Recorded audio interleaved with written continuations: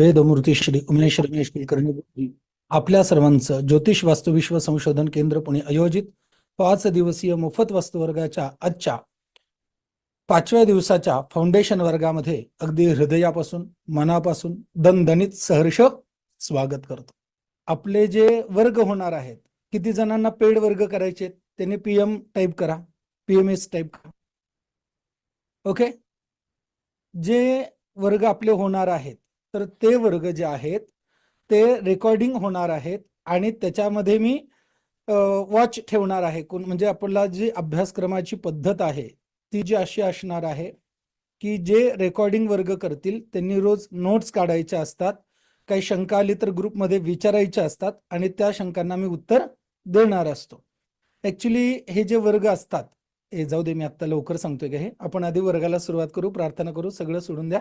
Okay, तर आपण हे करू. हे जे वर्ग असतात तर तुम्हाला एक स्पेशली सांगतो, आत्ता जे वर्ग होणार आहेत, आत्ता जे ऍडमिशन घेतील, ओके, तर त्यांना डबल टिबल फायदा आहे. तो कसा, तो नंतर सांगतो. CLR क्लिअर, समजले का? Okay, great. तर सगळं विसरून जा. आता आपण दीर्घ श्वास घेऊया, मेडिटेशन करूया, मंगलाचरण करूया आणि वर्गाला सुरुवात करूया. सगळ्यात महत्वाची गोष्ट, जरी हा वर्ग आपला रेकॉर्डिंग असला तरीही रोज आपल्या वर्गाची ही हेच आहे, परंपराच आहे, तरी प्रत्येकाने वर्गाला बसण्यापूर्वी जी प्रार्थना आपण आता करतो आहोत ही प्रार्थना कंपल्सरी करून बसायचं. लक्षात आलंय? समजलंय सगळ्यांना? ओके, तर सगळ्यांनी दीर्घ श्वास घ्यायचा आहे आणि संथ श्वास सोडायचा आहे. दीर्घ श्वास घ्यायचा आहे आणि संथ श्वास सोडायचा आहे. मन शांत शांत शांत होत आहे, प्रसन्न होत आहे.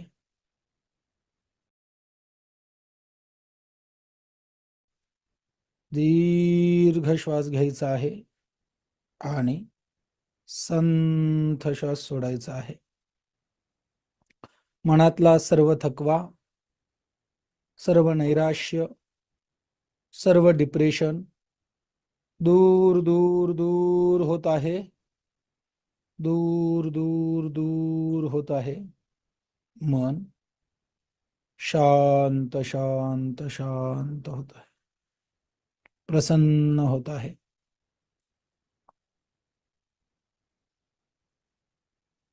मी पूर्णपणे निरोगी झालेलो आहे.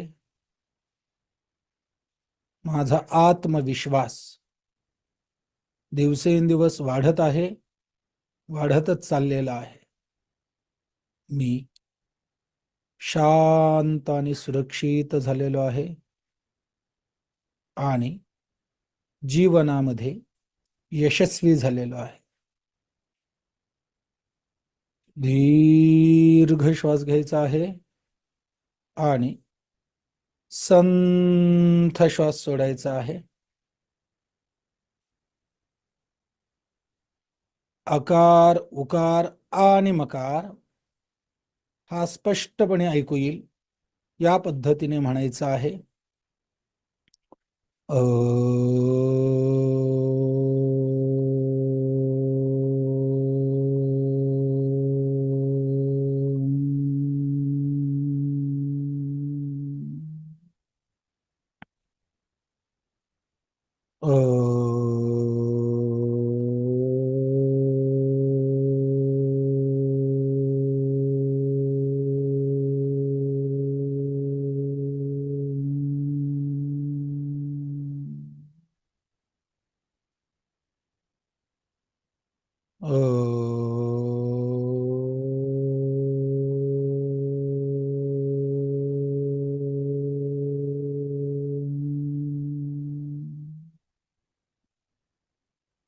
दीर्घ श्वास घ्यायचा आहे आणि संथ श्वास सोडायचा आहे.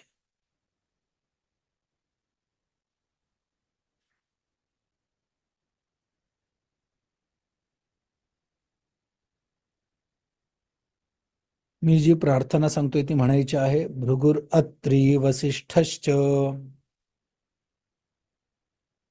विश्वकर्मा मयस्तथा नारदो नग्निजिच्चैव विशालाक्ष पुरन्दरः ब्रह्मः कुमारो नन्दीशो शौनको गर्ग एव च वासुदेवो निरुद्धश्च तथा शुक्र बृहस्पति अष्टादशैति विख्याता वास्तुशास्त्रोपदेशकाः संक्षेपेणोपदिष्टञ्च यन्मनवे मत्स्यरूपिणाम् वास्तुशास्त्र प्रवक्ष्यामि लोकानां हितकाम्यया आरोग्यं पुत्रलाभं च धनधान्यलभे नरः गुरुर्ब्रह्मा गुरुर्विष्णु गुरुर्देवो महेश्वरः गुरुः परब्रह्म तस्मै श्री गुरवे नमः। श्री गुरु परम गुरु परमेष्ठी गुरु परात् परगुरु श्री सद्गुरु चरणारविंदाभ्यां नमः। प्रार्थना पूर्वक नमस्कारान् समर्पयामि नमस्करोमि। सगळ्यांनी सावकाश डोळे उघडायचे आणि जोरदार हातावर हात घासून ती ऊर्जा आपल्या संपूर्ण शरीराला प्रदान करायची आहे। यस। सो माझ्या प्रिय विद्यार्थी मित्रांनो, आज आपला 5वा दिवस आहे। आज वर्गामध्ये काय दडलेलं असेल हा सगळा प्रश्न आपल्याला पडलाच असेल। तर मित्रांनो, आपण सर्वांनी अतिशय उत्तम कमेंट केलेले आहेत। मला खात्री आहे की त्यांच्या जीवनामध्ये आमूलाग्र बदल व्हायला सुरुवात झाली असेल। आपण चौथ्या दिवशी एक टास्क दिला होता, शत्रू नंबर 1 ला फोन करायचा आणि त्याचं कौतुक करायचं। कुणी कुणी केलं रे? कुणी कुणी केलं? मित्रांनो, एक गोष्ट लक्षात ठेवा, सांगितलेल्या गोष्टी करा। आजपर्यंत अनेक जणांना आलेला आहे, तुम्हाला देखील झाल्याशिवाय राहणार नाही। ओके मित्रांनो, रत्न प्रभाजी म्हणतात मी केला, 100 करा रे।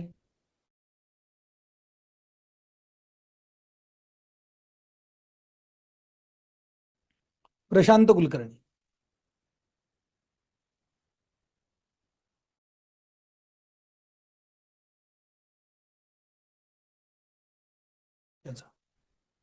हा प्रशांत कुलकर्णी।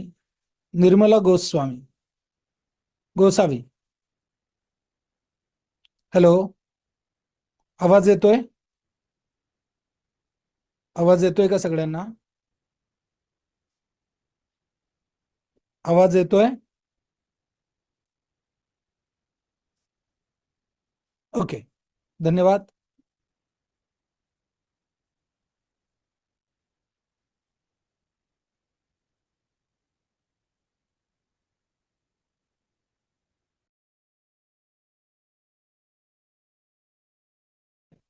हॅलो, हा, तर प्रशांत कुलकर्णी बोलायचंय? नाही हा सर, बोल। काही नाही। बोलायचंय, तुम्ही फोन केला ना शत्रू नंबर 1 ला? हा, आवाज माईक चालू करून बोला। हा बोला। हा, फोन केला, हा उचलला फोन आणि बोललो पण। कसं ओके, वाटलं? धन्यवाद सर, खूप छान वाटलं। समज गैरसमज दूर झाले? हो, अगदी 100%। मित्रांनो, सगळ्यांनी प्रशांत कुलकर्णींसाठी जोरदार टाळ्या वाजवा। कारण एक गोष्ट लक्षात ठेवा, एक पाऊल पाठीमागून आयुष्यात मोठी झेप घ्यायची असेल तर त्याला वाघाचं धाडस लागतं। लक्षात आलं? खूप मोठी गोष्ट असते आयुष्यामध्ये, अनेक प्रॉब्लेम्स असतात, पण प्रॉब्लेम याच्यामुळे असतात, पहिलं कोण? मीच का? आणि एक पाऊल आपण पुढे टाकलं की अख्खी लढाई आपली असते. लक्षात आलं? त्याच्यामुळे पहिलं पाऊल आपण टाकायचं. छत्रपती शिवाजी महाराजांनी जन्माला यावं, नाही का? पण शेजारच्या घरी, माझ्या घरी नाही, तर पहिलं आपल्या घरी जन्माला घालायचं आणि मग दुसऱ्यांच्या घरी जन्माला येण्यासाठी प्रयास करायचे. जोरदार टाळ्या प्रशांत कुलकर्णींसाठी. नरेंद्र राठोड.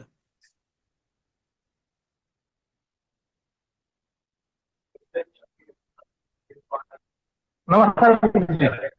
हा, गुरुजी नमस्कार. आवाज बोला येतोय? बोला. हो, येतो. गुरुजी मी खूप दिवसानंतर फोन केला. अपेक्षा नव्हती तो रिसिव्ह करेल. रिसिव्ह झालं. जास्त काय नाही बोलणं झालं, परंतु मनातल्या कटुता थोडीफार कमी झाली. ओके. पण तुमचा सल्ला म्हणजे कामाला पडला असं म्हणायला हरकत नाही. निश्चित. आणि आपल्या वर्गामध्ये खूप सारे चमत्कार घडलेले आहेत, घडतात आणि जीवनामध्ये आमूलाग्र बदल होतो अख्ख्या वर्गाच्या प्रोसेसमध्ये. म्हणजे आपल्याकडे नुसता चार भिंतीतला वास्तू अभ्यासक घडत नाही. आपल्याकडे एक माणूस उत्तम घडतो, जो वास्तुतज्ञ बाय प्रोडक्ट असतो. प्रत्येक वास्तुतज्ञ म्हणजे माणूस असतोच याची शाश्वती नाही. कारण उदाहरणतः लक्षात ठेवा, प्रत्येक एका प्रॉब्लेमला वास्तूसोबत जोडून हे करणं हितावह नसतं, ते योग्य नसतं. तर हा जो प्रॉब्लेम आहे, हा व्यवहारातला प्रॉब्लेम आहे का, विचारांचा प्रॉब्लेम आहे का, की वास्तूतला प्रॉब्लेम आहे, हे त्या वास्तुतज्ञाला फाइंड आउट करता आलं पाहिजे. Okay, great. खूप छान नरेंद्र राठोड. सोनल पंडित.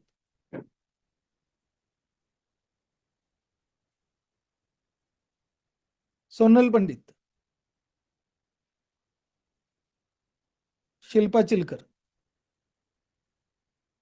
माईक चालू करून बोला. आवाज आवाज नाही येत आहे तुमचा. माईक चालू करा. मी तुम्हाला अनम्यूट. हा, बोला. हॅलो सर, तुम्ही शत्रूला फोन करायचं सांगितलं. मी खूप आठवलं, पण मला एकही नाव आठवलं नाही. पण मी कोणालाच नाही फोन केला. मला या खरंच बात. म्हणजे असं खरंच मला असं कोणी शत्रू नाहीये. यस, खूप छान. आणि एक लक्षात ठेवा, तुम्ही एक फोन करायचा राहिलात स्वतःला. कोणाला? स्वतःला. कारण माणसाच्या आयुष्यात स्वतःचा जेवढा मोठा स्वतःचे दुश्मन शत्रू असतो, असतात. तेवढं Yes, दुसरं yes. कुणीही नसतं. कोणी त्याच्यामुळे नसतं. असंच कुणी Yes. नसतं, तेव्हा स्वतःला फोन करायचा आणि हा. स्वतःशी संवाद साधायचं की हा. माझ्यामध्ये काय काय मी सुधारणा करणं गरजेचं आहे. ओके, खूप छान. शिल्पाताईंसाठी जोरदार टाळ्या वाजवा. खूप thank you sir. Yes. Shubhangi Khade. चुलत्यांना फोन केला होता. नाहीत बोलले, फक्त हा बरं एवढंच म्हटले. कारण की माझ्या मिस्टरांचा चुलत भाऊ आहे, त्याच्याबरोबर माझी बहीण पळून जाऊन लग्न केल्यामुळे त्यांना असं वाटतंय की माझे मिस्टर कारणीभूत आहेत त्याला. ओके. त्यामुळं नाहीत बोलत. मी भरपूर वेळा प्रयत्न केलाय, काका बरं आहे का, हे ते पाया वगैरे पडते मी कधी गेले की, पण अजून त्यांनी एक्सेप्ट नाही केले. हो ना. बरं का, याच्यावरती पण उपाय आहे. जास्त अवघड हा विषय नाहीच आहे. रितसर एक छान पत्र लिहायचं आणि त्याच्यामध्ये सर्व खुलासा करायचा. आपण ज्येष्ठ आहात, आपण म्हणजे मोठे आहात. मला असं वाटतं की मोठ्या व्यक्तीला याच्यापेक्षा जास्त सांगणं हितावह असत नाही. आणि जे माझं म्हणणं आहे हे तुम्ही समजून घ्याल आणि आय होप की एक उत्तम रिलेशन आपण मेंटेन करू. झाल्यास आनंद, नाही झाल्यास ईश्वर कृपा, ईश्वर सर्वांचं कल्याण करू. पण आमच्यासाठी तुम्ही आमच्या आयुष्यात एक महत्वपूर्ण व्यक्ती होता, आहात आणि असाल, असं म्हणून एक पत्र छान लिहून द्यायचं. ओके, होतं ते. शेवटी युगो असतो ना, युगो भाऊ बोलतो आणि चुलतीही बोलते, पण अजून काकांनी नाही एक्सेप्ट केलेलं. होतं जरा होतं मन ते. दुखवलेलं आहे ना थोडंसं. आणि अशा प्रश्नांवरती ना काळ हे उत्तर असतं. ओके, सो वेळ जाऊ देणंही गरजेचं असतं. सो पण ग्रेट. सर ते आठवण पण काढतात. म्हणजे मला पप्पा नाही येत, 8वीत दीर्घ एक्सपायर झाले, श्वास त्यांनी घ्यायचा. माझं सगळं केलेलं आहे. एकच गोष्ट लक्षात ठेवायचं बरं का, बाप जो असतो ना त्याला आठवण येतच असते, पण बापाचा एक वाईट स्वभाव असा असतो की बाप कधीच बोलत नसतो, बोलू शकत Yes. नसतो. त्याच्यामुळे काळ्याच्या ओघात हळूहळू गोष्टी होत असतात. बऱ्याच वेळा वडिलांना इच्छा असते लक्षात आलं. पण इच्छा असतानाही ती व्यक्त न करणे हे पुरुषाचं लक्षण आहे. Okay, great. पण होईल सगळं, डोंट वरी. वर्गामध्ये आल्यानंतर म्हणजे माझ्या बहिणीची डिलिव्हरी झाली ना, तेव्हा तिला तिकडे घेऊन गेले तर सतत माझंच नाव होतं त्यांच्या तोंडामध्ये, की मी तिला हे Yes. केलं, पिंकी अशी पिंकी तशी. म्हणजे मनात आहे त्यांच्या, पण समोरून ते दाखवत नाही. दाखवतच नसतात, त्यालाच तर बाप म्हणतात. Okay, great. Yes. खूप अभिनंदन. प्रतिभाताई शिरसाट. नमस्ते गुरुजी. हो मला एक विचारायचं होतं. हो. जे जिवंत आहेत त्यांना फोन करू शकतो, पण जे मेले आहेत आपले शत्रू त्यांना कसं करायचं? वा, खूप छान प्रश्न विचारला. याच्यातून आपण नारायण नागबली त्रिपिंडी असते ना, ओके, हे करायचे असते. आणि या विधीमध्ये अतिशय उत्तम एक विधी आहे की अस्मत् कुले, म्हणजे आपल्या कुळामध्ये, परिचयामध्ये, स्नेहामध्ये, नात्यांमध्ये किंवा ज्ञात अज्ञात व्यक्तींना आपण भेटलेलो आहे. आता बघा, मी तुम्हाला भेटलेलो नाही, किंवा कित्येक व्यक्तींना ग्रुपमध्ये आले, जॉईन होता नाही आलं, आणि त्याच्यामुळे ते माझ्यावरती नाराज झाले. अर्थात त्यांना माहिती नाही की गुरुजींचा काहीच रोल नाहीये याच्यामध्ये. आपला रेंज प्रॉब्लेम आहे, आपला टेक्निकल प्रॉब्लेम आहे. मग गुरुजींनी एवढं चांगलं नॉलेज ह्यांना दिलं, मग मला मिळू शकलं नाही म्हणून गुरुजींवरती नाराज आहेत. तर त्यांच्यासाठी मी अज्ञात आहे ना, आणि माझ्यासाठी ते अज्ञात आहेत. तर अशी हे व्यक्तींचा काही तळतळाट लागला असेल तर याच्यासाठी सर्वोत्तम उपाय जो आहे हा नारायणबली, नागबली आणि त्रिपिंडी असा आहे. ओके. आणि दुसरं महत्वाचं, एवढा मोठा जर खर्च करायची म्हणजे शक्य नसेल तर काही करायचं नाही. अमावस्येच्या दिवशी दुपारी 12 ते 2 या वेळेला दक्षिणेला तोंड करून नैऋत्य कोपऱ्यामध्ये, कुठे? नैऋत्य कोपऱ्यामध्ये. आता आपले विद्यार्थी पण आहेत, त्यांना पण सांगतो, वास्तूमध्ये कितीही, म्हणजे आपल्या घरामध्ये कितीही मोठा पितृदोष असू दे, दर अमावस्येला, प्रामुख्याने अमावस्या, संक्रांत अशा पर्व कालावधी नैऋत्येला दक्षिणेकडे तोंड करून पितृ नावाचे एक पद आहे, पितृ नावाची एक देवता असते आपल्या वास्तुपुरुष मंडलामध्ये. जे मी तुम्हाला सांगितलं, वास्तूमध्ये सकारात्मक आणि नकारात्मक अशा दोन्हीही ऊर्जांचा, देवतांचा वास आहे. तर लक्षात ठेवा, उत्तर वायव्य ते पूर्व आग्नेय ह्या सगळ्या सकारात्मक देवता आहेत, आणि दक्षिण आग्नेय ते पश्चिम वायव्य ह्या नकारात्मक देवता आहेत. म्हणजे कशा? उत्तर वायव्य ते पूर्व आग्नेय ह्या दिवसाच्या देवता आहेत, आणि दक्षिण आग्नेय ते पश्चिम वायव्य ह्या रात्रीच्या देवता आहेत. म्हणजे सकारात्मक, नकारात्मक, जसं दोन गोष्टी असल्याशिवाय व्यक्ती परिपूर्ण घडत नाही, तशी वास्तू देखील आहे. जेव्हा आपण वर्गामध्ये, पुढच्या पेड वर्गामध्ये याचा अभ्यास करू, तेव्हा आपल्याला ह्या सगळ्या गोष्टी आपोआप समजतील, सहज समजतील. ओके. तर याच्यामध्ये पितृ नावाचं एक पद आहे. मग तुम्हाला उदाहरणतः सांगतो, नैऋत्यचा शेवटचा कोपरा, आता टेंटेटिव्ह हा पकडून घ्या. स्पेसिफिक तो कसा काढायचा वर्गामध्ये आपण तो शिकवलेला आहे. तर तिथे जायचं, पांढरं गंध, ओके, त्याच्यानंतर पाणी, पाण्यामध्ये काळे तीळ आणि पांढरं पुष्प हे अर्पण करायचे, आणि ज्ञात अज्ञात, स्वकीय परकीय, लक्षात आलं, स्नेहीय असे जे काही व्यक्ती आहेत त्यांच्या नावाने तिथे पाणी अर्पण करायचं. आणि पाणी अर्पण केल्यानंतर 2 हात, तिसरं मस्तक हृदयातल्या श्रद्धेने त्यांना मनापासून माफी मागायची. हे जर तुम्ही 1 वर्ष नित्यनेमाने करत गेलात तर मित्रांनो, आपल्या व्यक्तिगत आयुष्यामधला, आपल्या वास्तूमधला जो काही पितृदोष असेल त्या पितृदोषाची तीव्रता कमी होऊन आपल्या जीवनामध्ये आपली जी कामं बनत नाहीयेत, होत नाहीयेत, अशा कामांना एक निश्चितरित्या मार्ग लागायला सुरुवात झाल्याशिवाय राहणार नाही. Are clear? ग्रेट. तर मित्रांनो, अशा खूप साऱ्या गोष्टी वर्गामध्ये आहेत. तर आजच्या वर्गाचा आपला शेवटचा दिवस आहे, आणि काल आपण बऱ्याच गोष्टी पाहिल्या होत्या. तर सगळ्यांनी गोष्ट लक्षात ठेवा, गुरुजी आपल्याला व्हिडिओ देत आहेत, परत सांगा असं म्हणू नका. व्हिडिओ पाहून परत आपण लिहून घेऊ शकता आहात. ओके. तर मित्रांनो, आता वास्तुशास्त्र कुणी सांगितलं आणि का सांगितलं, इकडे जाण्यापूर्वी आपण एक जिथपर्यंत काल आपण आलो होतो तिथे जाऊया. मित्रांनो, आपल्या ह्या भारतीय संस्कृतीला काय म्हटलं जातं, तर लक्षात घ्या, भारतीय संस्कृतीमध्ये जे मूळ आपले वेद आहेत, ज्या संस्कृतीचे मूळ हे वेद आहेत, तर त्या वेदांना काय म्हटलं गेलेलं आहे? सनात असं म्हटलं गेलं आहे. सनातन, लक्षात आलं? तर सनातन का म्हटलं गेलेलं आहे या संस्कृतीला? तर लक्षात घ्या, वेद हे भारतातील सर्वात असं जगामध्ये सर्वात पवित्र साहित्य आहे, जे हिंदूंचे सर्वात जुनं आणि मूलभूत धर्मग्रंथ देखील आहेत. भारतीय संस्कृतीमध्ये वेद हे सनातन वर्णाश्रम धर्माचे मूळ आणि सर्वात जुने धर्मग्रंथ आहेत. आता लक्षात ठेवा, सनातन म्हणजे महत्वपूर्ण काय आहे, तर सनातन म्हणजे लक्षात ठेवा, जसं एखादी नदी प्रवाहित होत असताना आपण एखाद्या ठिकाणातलं जर पाणी काढलं, लक्षात आलं, नदीतल्या एका जागेवरचं पाणी काढलं तर ते पाणी परत येईल का आपल्याला? येईल का लोखंडे डॉक्टर? येईल का? नाही येणार. अगदी त्याच पद्धतीने वेद मंत्र देखील जे आहेत, जर 3 दिवसापेक्षा जास्त शिळे राहिले, म्हणजे आता माझं वेदाध्ययन झालंय आणि मी वेद मंत्र म्हटलेच नाहीत, तर ते मंत्र शिळे होतात. लक्षात आलं? आणि याच्यामुळे आपल्या भारतीय संस्कृतीमध्ये वेद हे नित्यनेमाने म्हणायचे आहेत. लक्षात आलं? आणि म्हणून वेद हे काय सनातन आहेत. सनातन म्हणजे काय? रोज, नित्य, नूतन. सनातन म्हणजे काय? रोज, नित्य आणि नूतन जे असतं त्याला सनातन म्हणतात. आणि ही माझी भारतीय संस्कृती हे वेदाधिष्ठित असल्यामुळे ही भारतीय संस्कृती सनातन संस्कृती आहे. मग सनातन संस्कृती जी आहे मित्रांनो, हे नित्य आहे, नूतन आहे, रोज नित्य नूतन आहे. म्हणजे लक्षात ठेवा, आजकाल काही बावळट लोक म्हणतात म्हणजे भारतीय संस्कृती जुनाट आहे.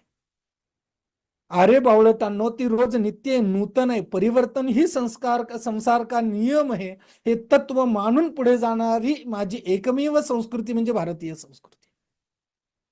आणि लक्षात ठेवा, भारतीय संस्कृतीमध्ये जे तत्व सांगितलेले आहेत, हे तत्व कालही बरोबर होते, आजही बरोबर आहेत आणि उद्याही बरोबर असणार आहेत. लक्षात आलं? मग ह्याला सनातन असं म्हणतात. आता लक्षात घ्या मित्रांनो, आपली ही जी संस्कृती आहे हिला सनातन का म्हणतात? अजून एक कारण सांगू? ऐकायचंय का? हो म्हटलं तर ऐकायचं, नाही तर नाही. लक्षात ठेवा मित्रांनो, जगामध्ये एवढ्या संस्कृती आल्या, एवढ्या परंपरा आल्या, एवढ्या सभ्यता आल्या, सगळ्या नाश पावल्या. पण एकमेव भारतीय संस्कृती अशी आहे की सगळ्यात जुनी संस्कृती आहे, सगळ्यात जुनी संस्कृती आहे आणि एवढे वर्ष आक्रमण झाल्यानंतरही आज टिकून आहे. त्याचं कारण काय? कारण ही संस्कृती सनातन संस्कृती आहे. मग सनातन संस्कृती म्हणजे काय? तर आई वडील ज्याला नसतात त्याला काय म्हणतात रे? टाईप करा. आई वडील ज्याला नसतात त्याला काय म्हणतात? काय म्हणतात? सालुंखे, बरोबर. अनाथ. अनाथ म्हणजे ज्याला आई वडील नाहीत,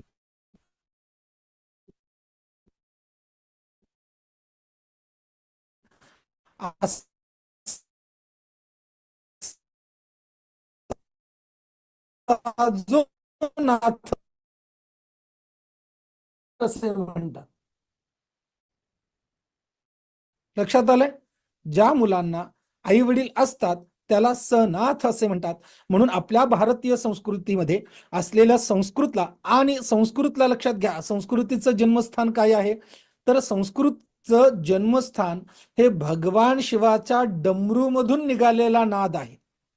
आणि ह्या संस्कृतीचा जो मूळ आहे, भारतीय सनातन संस्कृतीचं जे मूळ आहे, हे संस्कृत मध्ये लपलेलं आहे, म्हणजेच वेदांमध्ये लपलेलं आहे. म्हणून माझी ही भारतीय संस्कृती जी आहे ही सनाथ संस्कृती आहे, जिला आई वडील आहेत, जिला आधार आहे, जिला मूल आहे, अशा पद्धतीची ही माझी संस्कृती आहे. आणि ही संस्कृती आजही जिवंत का आहे? तर आज देखील भारतामध्ये रोज नित्यनेमाने हे वेद मंत्र म्हटले जातात. आवाज येतोय सगळ्यांना? आवाज नाही येत आहे? ओके.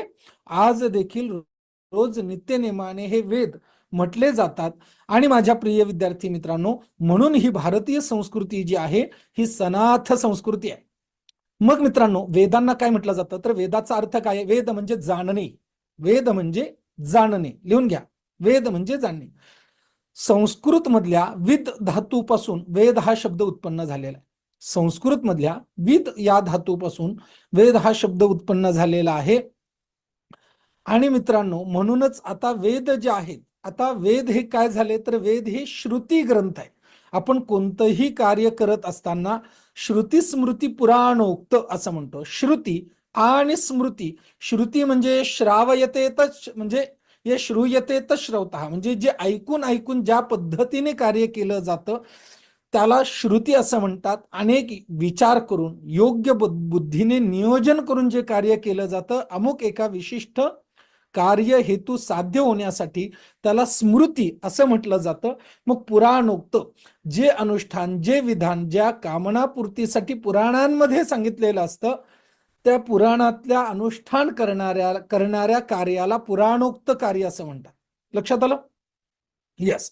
तर अशा पद्धतीने आपण श्रुती आणि स्मृती याचं महत्व जाणून घेतलं. आता माझ्या प्रिय विद्यार्थी मित्रांनो, मग वेदांमध्ये एक लक्षात ठेवा, आधी अंड की आधी कोंबडी, हा जो प्रश्न आहे या प्रश्नाचं उत्तर अजून सायन्सला देखील मिळालेलं नाही, पण आपल्या वेदांमध्ये ह्या गोष्टी सांगितलेल्या आहेत.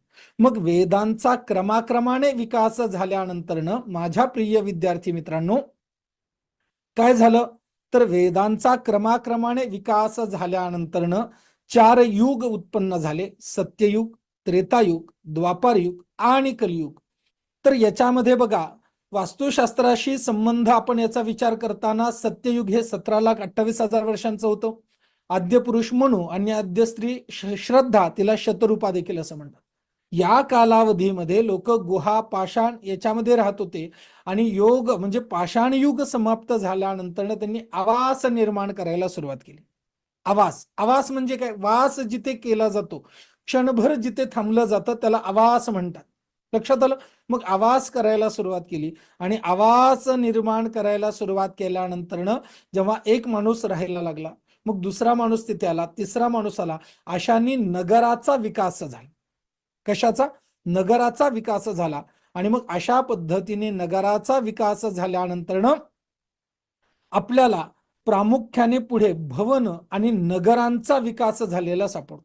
आणि भवन आणि नगरामधून शिल्पशास्त्राचा विकास झालेला सापडतो. मग शिल्पशास्त्र आणि मंदिरशास्त्रांचा विकास क्रमाक्रमाने झालेला आहे.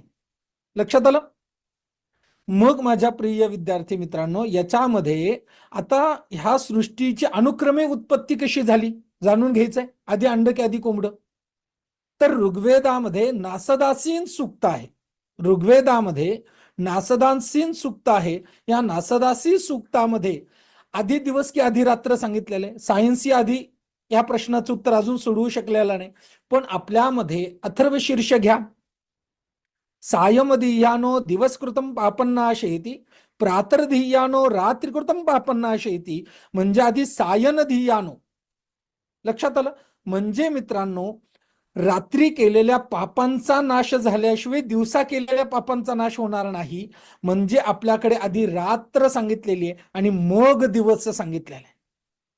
आधी निर्मिती कशाची झाली? आता बघा मित्रांनो, जेव्हा पेड वर्गामध्ये आपण पाहू तेव्हा कितीही मोठा व्यक्ती असू दे, कितीही संत व्यक्ती असू दे, लक्षात घ्या मित्रांनो, तो व्यक्ती जेव्हा जन्माला येतो तेव्हा 2 गोष्टी जन्माला घेऊन येत असतो. एक अहंकार आणि दुसरी वासना. त्याच्यामुळे अहंकार आणि वासना इनबिल्ट व्यक्तीमध्ये असतात. आणि ह्या अहंकार तत्वामधून सृष्टीची जेव्हा उत्पत्ती झाली, म्हणजे आता हे जे वास्तुशास्त्र आहे हे 5 तत्वांवरती म्हणजे आधारित शास्त्र आहे. हे जे 5 तत्व जिथून उत्पन्न झालेले, तर सगळ्यात पहिलं तत्व शिवापासून अहंकार तत्व, अहंकारा तत्वामधून महत तत्व, महत तत्वामधून हे 125 तत्व प्रामुख्याने उत्पन्न झालेले. त्याच्यातले 5 हे मुख्य तत्व आहेत आणि त्याच्यातून परत 125 तत्व वेगवेगळे उत्पन्न झालेले आहेत. आणि हे जे 5 तत्व आहेत या 5 तत्वांवरती आपलं वास्तुशास्त्र आधारलेलं आहे. म्हणजे सगळ्या सृष्टीच्या मुळाशी अहंकार तत्व काय आहे? अव्यक्त आहे. आणि अहंकार तत्वातून ही सृष्टी आपल्याला काय होते? व्यक्त होताना दिसत आहे. मग अहंकार तत्व म्हणजे काय? तर अहंकार तत्व म्हणजे अंधकार आहे. लिहून घ्या सगळ्यांनी. संतोष कुलकर्णी, अहंकार तत्व म्हणजे अंधकार आहे, म्हणजे रात्री आहे. आणि जोपर्यंत आपल्यातला अहंकार निघून जात नाही तोपर्यंत आपल्या मनामध्ये असेल, विचारांमध्ये असेल किंवा जीवनामध्ये असेल, प्रकाश आपल्याला दिसत नाही आणि म्हणून आपण जीवनामध्ये अंधकारामध्ये असतो, म्हणजेच दुःखामध्ये असतो. लक्षात आलं? हे अहंकार तत्व गळून पडलं पाहिजे. मग मित्रांनो, जेव्हा सृष्टीची निर्माण करायला झाल्यानंतरनं ब्रह्मदेवाने काय निर्माण केलं क्रमाक्रमाने, तर आपण पाहिलं की पहिल्यांदा सनकादिक मुनी निर्माण केले. मग त्याच्यानंतरनं जेव्हा प्रोडक्शन फायनल करायला सुरुवात केली, तर सृजी प्रजा अनुक्रमे ब्रह्मदेवाने ह्या अनुक्रमाने प्रजेची निर्माण केलेली आहे. विविध स्थावर जंगमे, तर सगळ्यात पहिल्यांदा काही जन्माला घातलं तर स्थावर घातलं, जंगमे म्हणजे जंगल इत्यादी घातली. मग दुसरं काय, स्वेदज. स्वेदज म्हणजे काय मित्रांनो? स्वेदज म्हणजे लक्षात ठेवा, पाणी आपण एखाद्या बाटलीमध्ये घेतलं आणि बाटलीमध्ये एखादा बिस्किटाचा तुकडा घातला आणि वरतून टोपण लावलं आणि 15 दिवस तसं ठेवलं तर काय होतं रे? पाण्यामध्ये आळ्या होतात. कसे होतात? तर ते घामामुळे होतात. कशामुळे होतात? घामामुळे. आता बघा, आपण एखाद्या पेटीमध्ये धान्य ठेवतो आणि धान्यामध्ये एखादी किडे होते. का होतात? तर घामामुळे होतात. स्वेद म्हणजे घाम. लक्षात आलं? तर घामापासून उत्पन्न होणाऱ्या संततीला स्वेदज असं म्हणतात. लक्षात आलं? तर स्वेदज. दुसरी संतती काय निर्माण केली? तर स्वेदज. त्याच्यानंतर अंडज. स्वेदज अंडज नामे जारज उत्भजे उपजविले. लक्षात आलं? मग स्वेदज, अंडज. मग सगळ्यात पहिलं काय केलं, उत्पन्न केलं तर अंडज. अंडज म्हणजे अंड्यापासून होणारी संतती, म्हणजे सगळ्यात पहिलं अंड निर्माण केलं. ह्याला प्रमाण काय? तर मित्रांनो, एक लक्षात ठेवा, या सृष्टीला आपण काय म्हणतो? ब्रह्मांड म्हणतो. काय म्हणतो? ब्रह्मांड. हे ब्रह्मांड कुणी उत्पन्न केलेलं आहे? तर हिरण्यगर्भापासून उत्पन्न झालेलं आहे. हिरण्यगर्भाला कुणी उत्पन्न केलेलं आहे? तर विष्णूच्या नाभिकमलातून उत्पन्न झालेलं आहे. हिरण्यगर्भ म्हणजे कोण? हिरण्यगर्भ म्हणजे माझ्या प्रिय विद्यार्थी मित्रांनो, ब्रह्मदेवाला म्हटलेलं आहे. म्हणजे ब्रह्मदेवाच्या गर्भातून जे अंडज उत्पन्न झालं, ते अंडजापासून जी सृष्टी उत्पन्न झाली त्याला ब्रह्मांड असे म्हणतात. ब्रह्मांड नायक म्हणजे ब्रह्मांड या शब्दामध्येच अंडज हा शब्द आहे. म्हणजे लक्षात ठेवा, अनेक पाश्चिमात्य देशांना हा प्रश्न पडला होता. कोणी म्हटलं पृथ्वी चपट आहे, कोणी म्हटलं पृथ्वी गोल आहे. अनेक लोकांना फाशी दिली गेली, पण कधीही आमच्या संस्कृतीमध्ये जे बेसिक गोष्टी सांगितलेल्या आहे याचा कोणी विचारच केला नाही. लक्षात आलं? तर ब्रह्मांड ज्याच्यामध्ये अंड आहे, तर ही म्हणजे सगळ्यात पहिल्यांदा आपली सृष्टी कशी आहे, पृथ्वी कशी आहे, तर अंडवर्तुळाकाराची. ओके. मग पहिलं काय आहे, तर ब्रह्मांड म्हणजे अंड आहे आणि अंड्यापासून पुढे अंड्यापासून संतती जी निर्माण होते ती अंडज आहे. लक्षात आलं? मग स्वेदज अंडज नामे जारज. जारज म्हणजे काय मित्रांनो? तर आपल्या रेतापासून उत्पन्न झालेली, म्हणजे संभोगापासून उत्पन्न झालेली संतती, अशी संतती म्हणजे जारज संतती. मग उद्भिजले म्हणजे निर्माण केली. लक्षात आलं? म्हणजे एवढ्या संधी आहेत. मग उद्भिजले, उद्भिज म्हणजे काय, तर जमिनीतून. उद्भिजले म्हणजे निर्माण केले आणि उद्भिज, उद्भिज म्हणजे जमिनीतून उत्पन्न होणारे, म्हणजे झाडं असतील. लक्षात आलं? तर अशा विविध 84 लक्ष योनीची संतती म्हणजे निर्मिती ब्रह्मदेवाने केलेली आहे. मग मित्रांनो, आता याच्यामध्ये मानवाचा क्रमाक्रमाने विकास कसा झाला? जेव्हा प्रलय झाला होता, या प्रलय झाल्यानंतर मित्रांनो, मग ब्रह्मदेवाने एकेका युगाला बोलवलं, सत्ययुगाला बोलवलं. सत्ययुगामध्ये जेव्हा मनु आणि शतरूपा जेव्हा प्रलय झाला आणि प्रलय झाल्यानंतर त्यांना वाचवण्यासाठी भगवान महाविष्णूंनी काय केलं, मत्स्याचा अवतार धारण केला. लिहून घ्या, कशाचा? मत्स्याचा अवतार धारण केला. आणि मत्स्याचा अवतार धारण केल्यानंतर मित्रांनो, मनु आणि शतरूपेला त्यांनी निश्चित अशा एका ठिकाणावरती म्हणजे स्थापन केलं, प्रस्थापित केलं. मग मित्रांनो, हा जो मत्स्याचा अवतार आहे, वास्तुशास्त्राच्या निमित्ताने तुम्हाला सांगतो, जेव्हा केव्हा आपलं मन अस्थिर असेल, अनस्टेबल असेल, निर्णय काय घ्यावा कळत नाही, आपण घाबरून जातो, घाबरलेलो असतो, अटॅक झालेला असतो, अशा पद्धतीच्या वेळेस या मत्स्य अवताराची उपासना केली असता किंवा मत्स्य अवतार आपल्या ईशान्य दिशेला लावला असता घरामध्ये स्टेबिलिटी यायला मदत होते. लक्षात आलं? मग आता हा जो मत्स्य अवतार आहे, हा मत्स्य अवतारापासून म्हणजे त्याची जशी निर्मिती आहे तशी एक एक निर्मिती आहे मित्रांनो. आता बघा, जेव्हा संभोग झाल्यानंतरनं जेव्हा गर्भाशयामध्ये जे जातं ते काय जातं कल्पना आहे? तुम्ही म्हणाल गुरुजी वीर्य जातं जेव्हा एखादा गर्भाशय धारण होतो तो. तर नाही मित्रांनो, तो जो स्पर्म असतो तो स्पर्म हा मत्स्याप्रमाणे असतो, एका माशाप्रमाणे असतो. आणि हे विष्णूचे जे 10 अवतार आहेत हे मानवाच्या उत्क्रांतवादाचे 10 स्थिती आहेत. मग मानव जेव्हा आईच्या गर्भामध्ये असतो त्याचा जसा क्रमाक्रमाने विकास होतो आणि त्या क्रमाक्रमाच्या विकासानुसार मानवाचा विकास आहे. मग मानव आधी कुठे राहत होता? तर पाण्यामध्ये राहत होता. म्हणजे आपण बघितलं, आता तुम्हाला लक्षात घ्या, हिरण्याक्ष म्हणजे काय? ज्याचा डोळा जो आहे हिरण्याप्रमाणे आणि दुसरा डोळा काय आपल्या पृथ्वीला, भारताला काय म्हणतात? सोने की चिडिया. म्हणजे ज्याचा डोळा ह्या पृथ्वीवरती होता, कारण पृथ्वी ही सुवर्णमयी होती. हिरण्यमयी पात्रम म्हणजे आपली पृथ्वी ही सुवर्णमयी होती आणि त्या सुवर्णमयी पृथ्वीवरती ज्याचा डोळा होता असा तो हिरण्याक्ष. आणि याला भगवान महाविष्णूंनी काय केलेलं आहे? संपवलेलं आहे. ते पुढे आपण पाहणारच आहोत. तर मित्रांनो, मग पृथ्वी म्हणजे माणूस कुठे राहत होता? तर आधी जलामध्ये त्याची निर्मिती झाली. जशी आपल्या मानवाची निर्मिती कुठे कुठे होते? तर आईच्या गर्भात जलामध्ये होते. तेव्हा तो काय असतो? मत्स्य अवतार असतो. मग मित्रांनो, मत्स्य अवतार झाल्यानंतरनं त्या व्यक्तीला क्रमाक्रमाने दुसरा भगवंताचा अवतार कोणता आहे? कूर्म अवतार आहे. मग कूर्म अवतार म्हणजे 2 हात पुढे येतात, 1 मुंडकं बाहेर येतं, 2 पाय पाठीमागे येतात, मत्स्यासारखा अवतार होतो. तिसरा अवतार कोणता आहे? तर वराह अवतार आहे.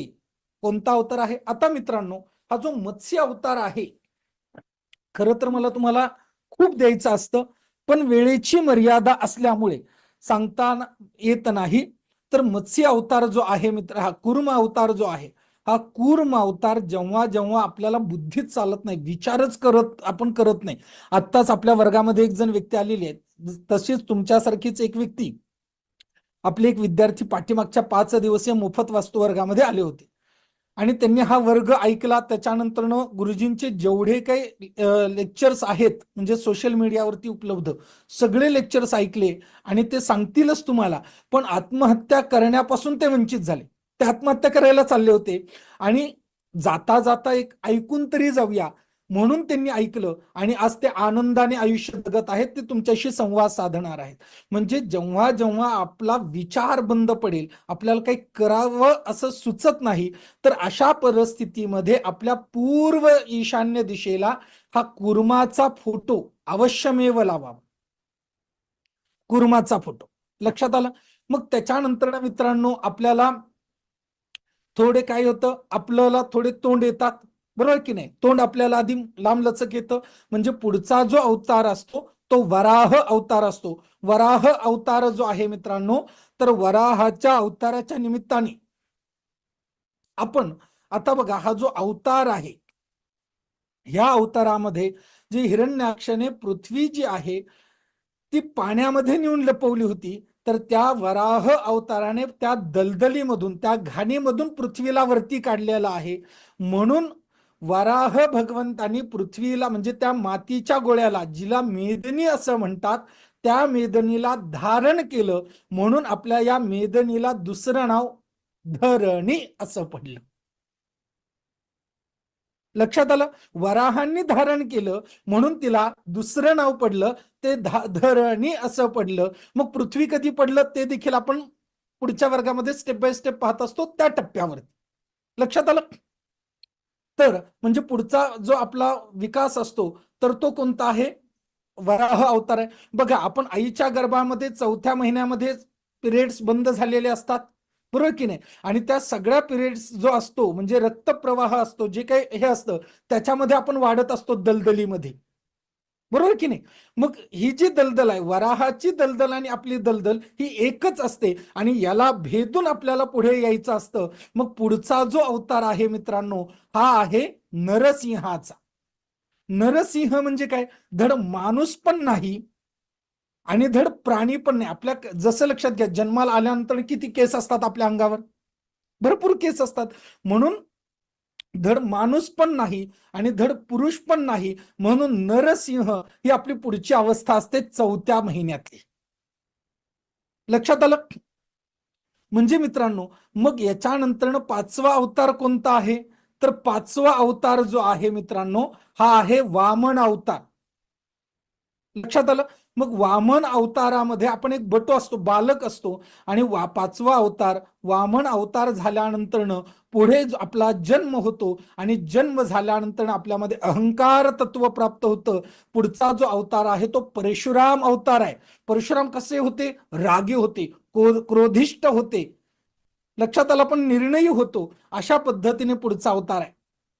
मग मित्रांनो, लग्न झाल्यानंतर कितीही उद्धट पुरुष असू दे, तो कसा होतो?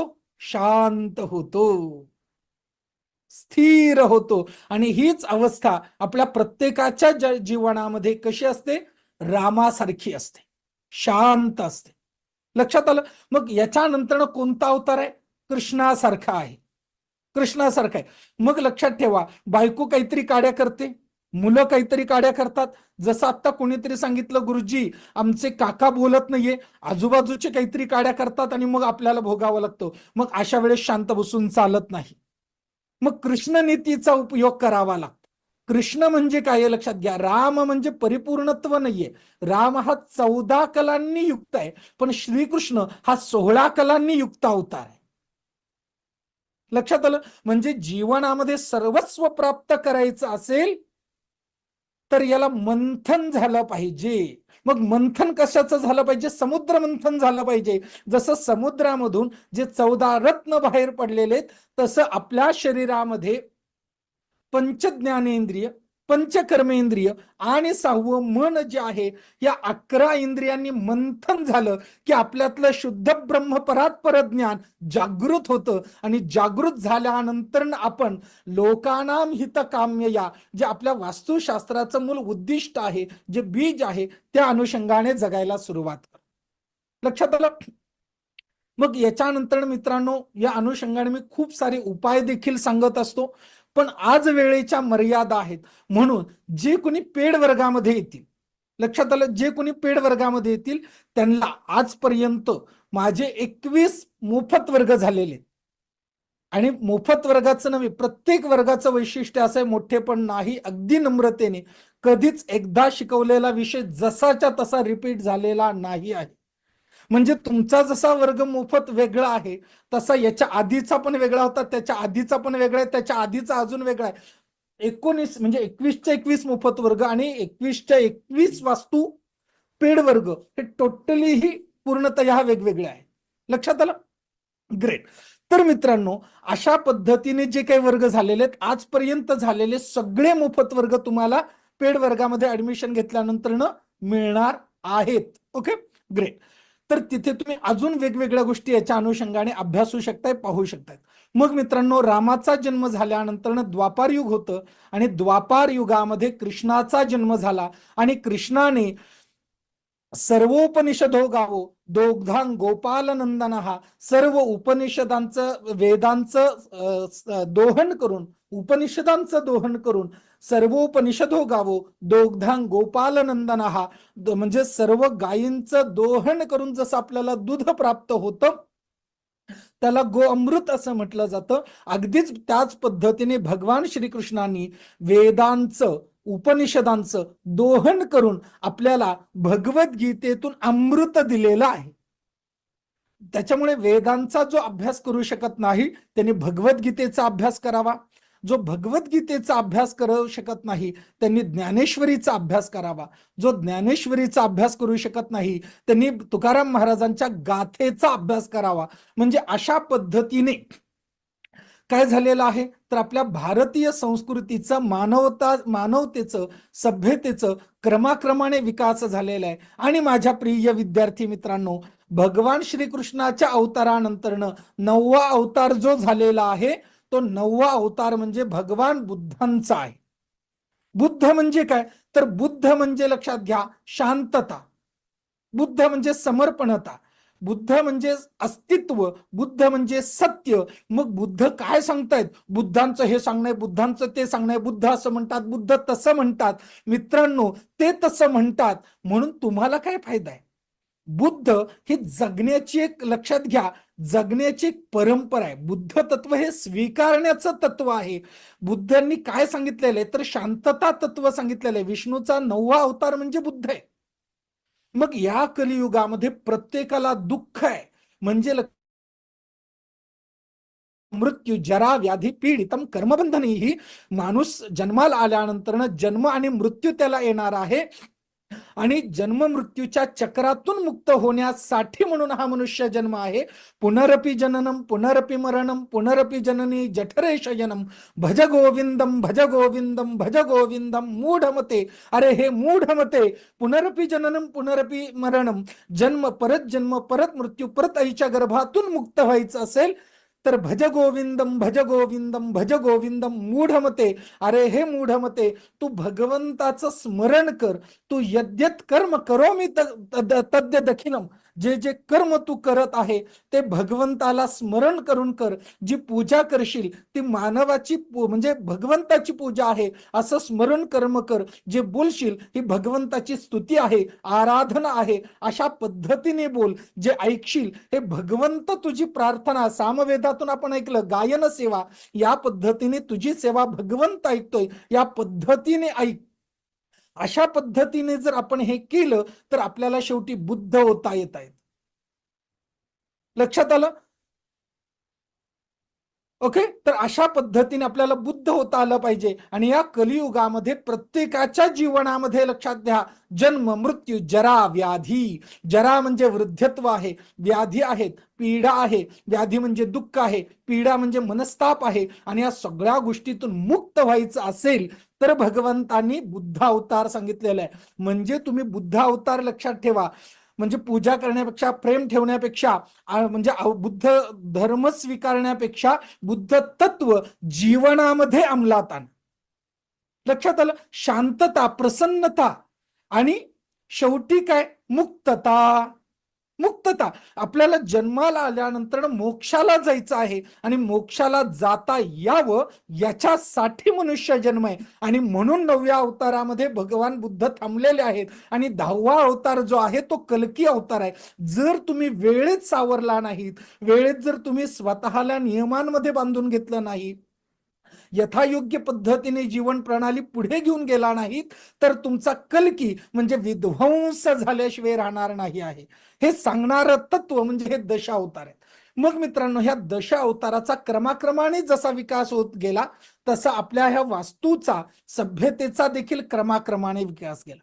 कसा तर लक्षात घ्या, तेव्हा सत्ययुग होतं तेव्हा काय होतं, कस्तुरी तिलकम ललाट पटले भक्षस्थले कौस्तुभम. कस्तुरी तिलकम ललाट पटले. पूर्वी सत्ययुगामध्ये ललाटावरती कस्तुरी लावली जायची आणि केशराचे सडे मारले जायचे. त्याच्यानंतर केशर डोक्यावरती आले, कुंकवाचे सडे माराय, चंदनाचे सडे, नंतर चंदन डोक्यावरती आलं, कुंकवाचे सडे, आज कुंकू डोक्यावरती आले, शेणाचे सडे. मित्रांनो, एक लक्षात ठेवा, अशी ओघाओघाने आपली म्हणजे हे होत जाणार आहे. आता थोड्या दिवसांनी शेणाचं टिळे आणि रक्ताचे सडे येणार आहेत आणि याच्यामुळे आपल्याला सुधारणं गरजेचं आहे. असं होऊ नये म्हणून योग्य पद्धतीची वास्तू असणं गरजेचं आहे. कारण पूर्वी देवता आणि असुर एकत्र राहत होते, म्हणजे माणूस एकत्र राहत होता. जसं जसा ईर्ष्याभाव मनुष्यत्वामध्ये वाढत गेला तसा तसा माणूस हा खाली खाली म्हणजे भूरलोक, भुवरलोक, स्वरलोक, महलोक, जनलोक, तपलोक, सत्यलोक, 14 भुवनांची स्वामिनी महिषासुरमर्दिनी. ही जी आरती, ही 14 भुवन म्हणजे काय, तर भूरलोक, भुवरलोक, स्वरलोक, महरलोक, जनलोक, तपलोक, सत्यलोक, हे 7 लोक. अतल, वितल, तलातल, सुतल, पाताल, महातल, ही 7 लोक. ही 7 आणि वरची 7 मिळून 14 लोक आहे. आणि माणूस एवढा खाली गेलेला आहे की आत्ता पृथ्वीवरती आहे मित्रांनो. क्रमाक्रमाने तो अतल, वितल, सुतल, तलातल, पातालामध्ये जाऊन नाश होणार आहे. आणि ते होऊ नये म्हणून वास्तुशास्त्राची जी मूलभूत तत्व आहेत, किंवा भारतीय म्हणजे भारतीय साहित्याची, सनातन संस्कृतीची जी मूल तत्व आहेत, या अनुषंगाने जर आपण आयुष्यात जगलो तर आपली अवस्था पातालामध्ये जाण्या एवढी भयानक तर नक्की होणार नाही, हे लक्षात ठेवा. मग ह्या संस्कृतीमधून भारतीय वास्तुशास्त्राचा जेव्हा क्रमाक्रमाने कस्तुरी तिलकम ललाट पटले, म्हणजे तुम्हाला माहिती आहे जेवावं कशामध्ये, सोन्याच्या ताटामध्ये, नंतरनं चांदीचं ताट आलं, नंतरनं कास्याच्या ताटामध्ये जेवण सर्वोत्तम सांगितलं. आणि मित्रांनो आज कशाचं ताट आहे, स्टीलचं ताट आहे, म्हणजे लोखंडाचं ताट आहे. आमची एवढी अधोगती झालेली आहे. मग ह्या वास्तुशास्त्रामध्ये हे जे वास्तुशास्त्र आहे, मग आहार असेल, विहार असेल, आपली राहणीमान असेल, किंवा वेगवेगळ्या म्हणजे ऊर्जांमधून जे काही मानवी जीवनावरती परिणाम होतो, त्या ऊर्जेमधून आपण आदर्श जीवन प्रणाली, निरोगी, निरामय, आनंदी, स्वच्छंदी जीवन प्रणाली प्रदान करणारं जे शास्त्र आहे ते हे आपलं वास्तुशास्त्र आहे.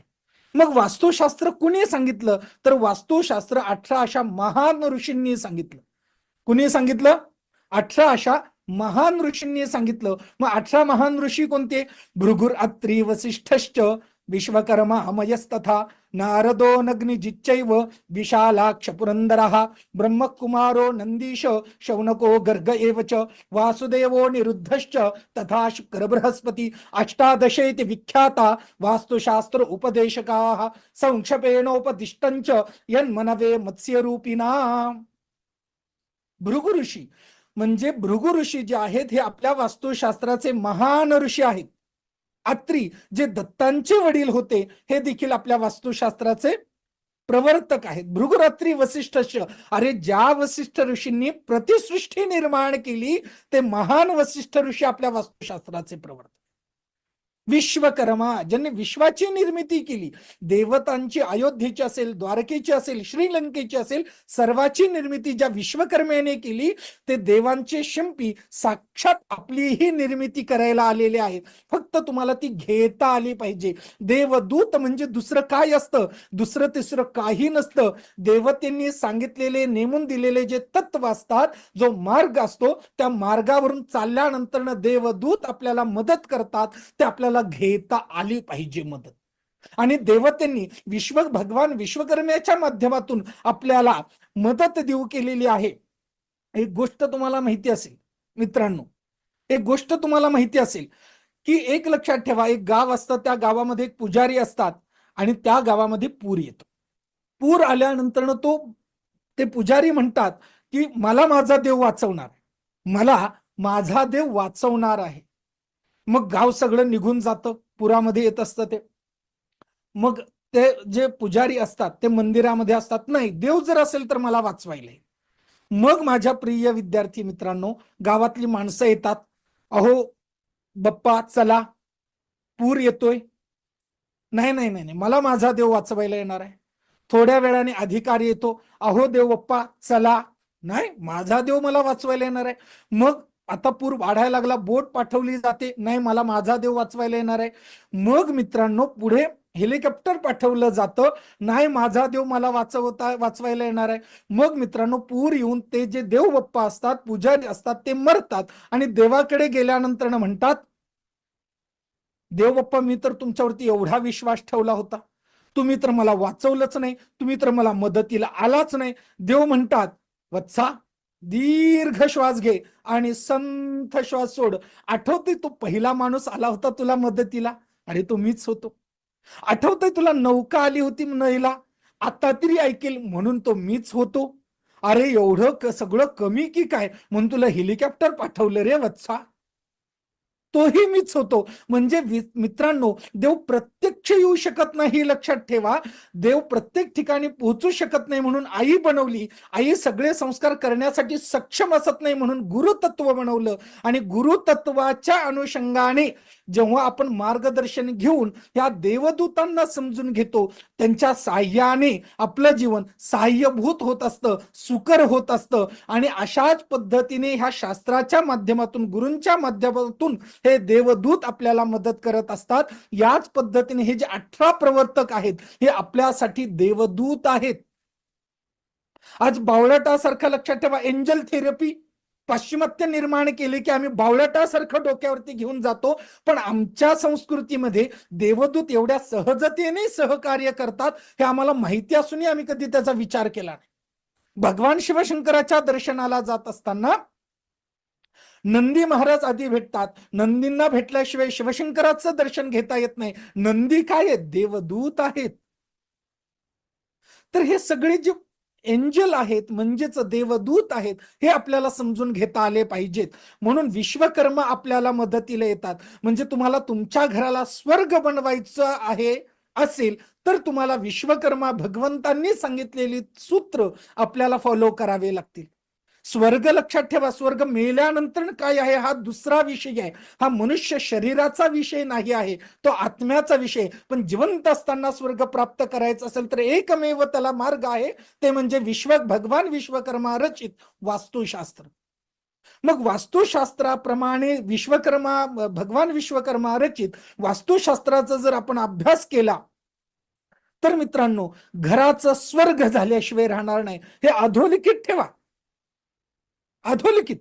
विश्वकर्मा मयस्तथा भगवान मय हे देखील आपल्या वास्तुशास्त्राचे प्रवर्तक आहेत, जे रावणाचे सासरे होते.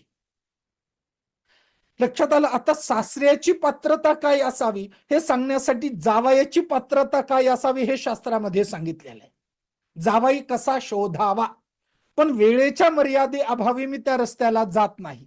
पण थोडक्यात संस्कृत श्लोक सांगतो आणि पुढे जातो. कन्यावरयते रूपम माता वित्तम बांधवा कुलमिच्छन्ति. कन्यावरयते रूपम माता वित्तम पिता श्रुतम बांधवा कुलमिच्छन्ति मिष्टान्नम इतरे जनाः.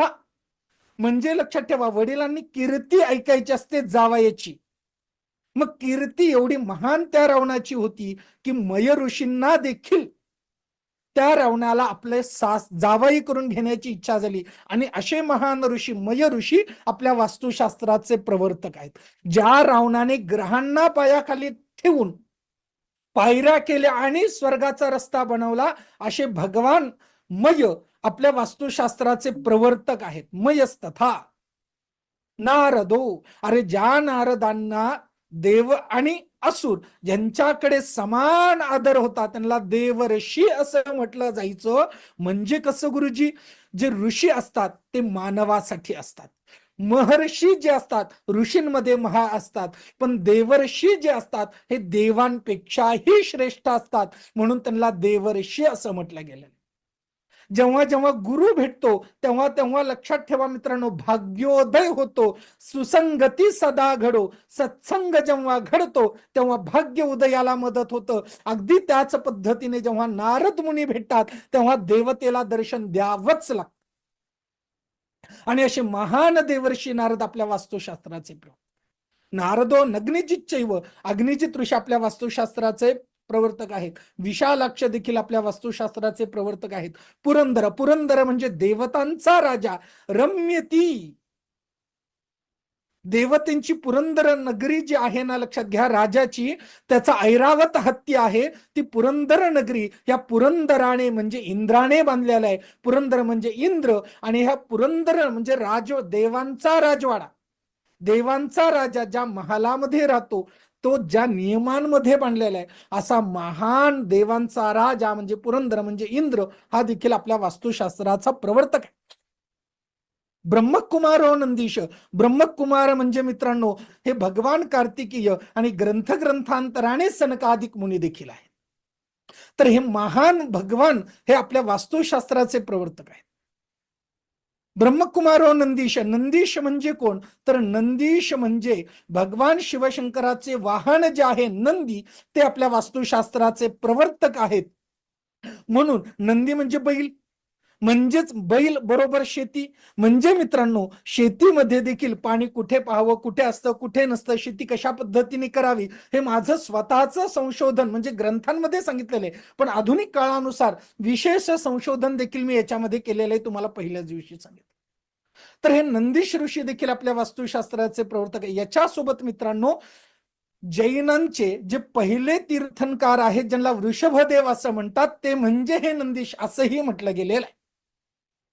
नंदीश. शौनक ऋषी जे आपल्या वास्तुशास्त्राचे प्रवर्तक आहे. शौनको. गर्ग येवच. गर्ग म्हणजे भगवान श्रीकृष्णाचं ज्यांनी साक्षात बारसं केलं, ते देखील आपल्या वास्तुशास्त्राचे प्रवर्तक आहेत. गर्ग येवच. वासुदेव. मग मित्रांनो लक्षात घ्या, बारसं गोठ्यात, बारसं कुठे झालं?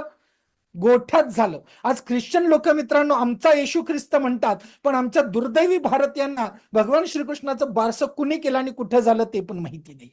गोठ्यात झालं. म्हणजे येशूचा जन्म जो आहे, म्हणजे तो जो आहे आपल्या भगवान श्रीकृष्णाच्या जन्माला मिळता जुळता आहे.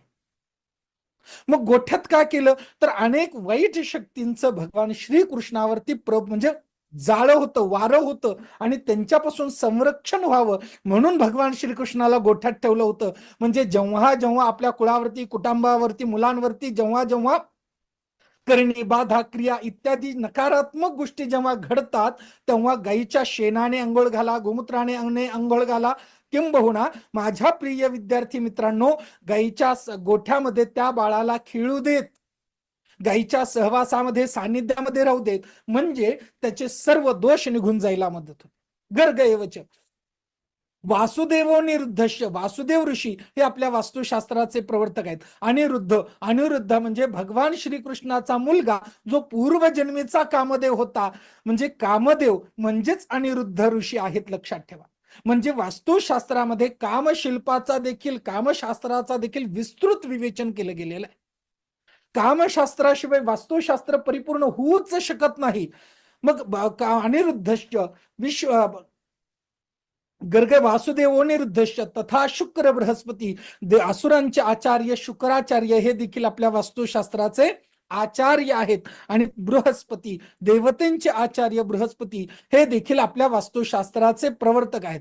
अष्टादशेती विख्याता. अष्टादश असे विख्यात महान ऋषी आपल्या वास्तुशास्त्राचे प्रवर्तक आहेत.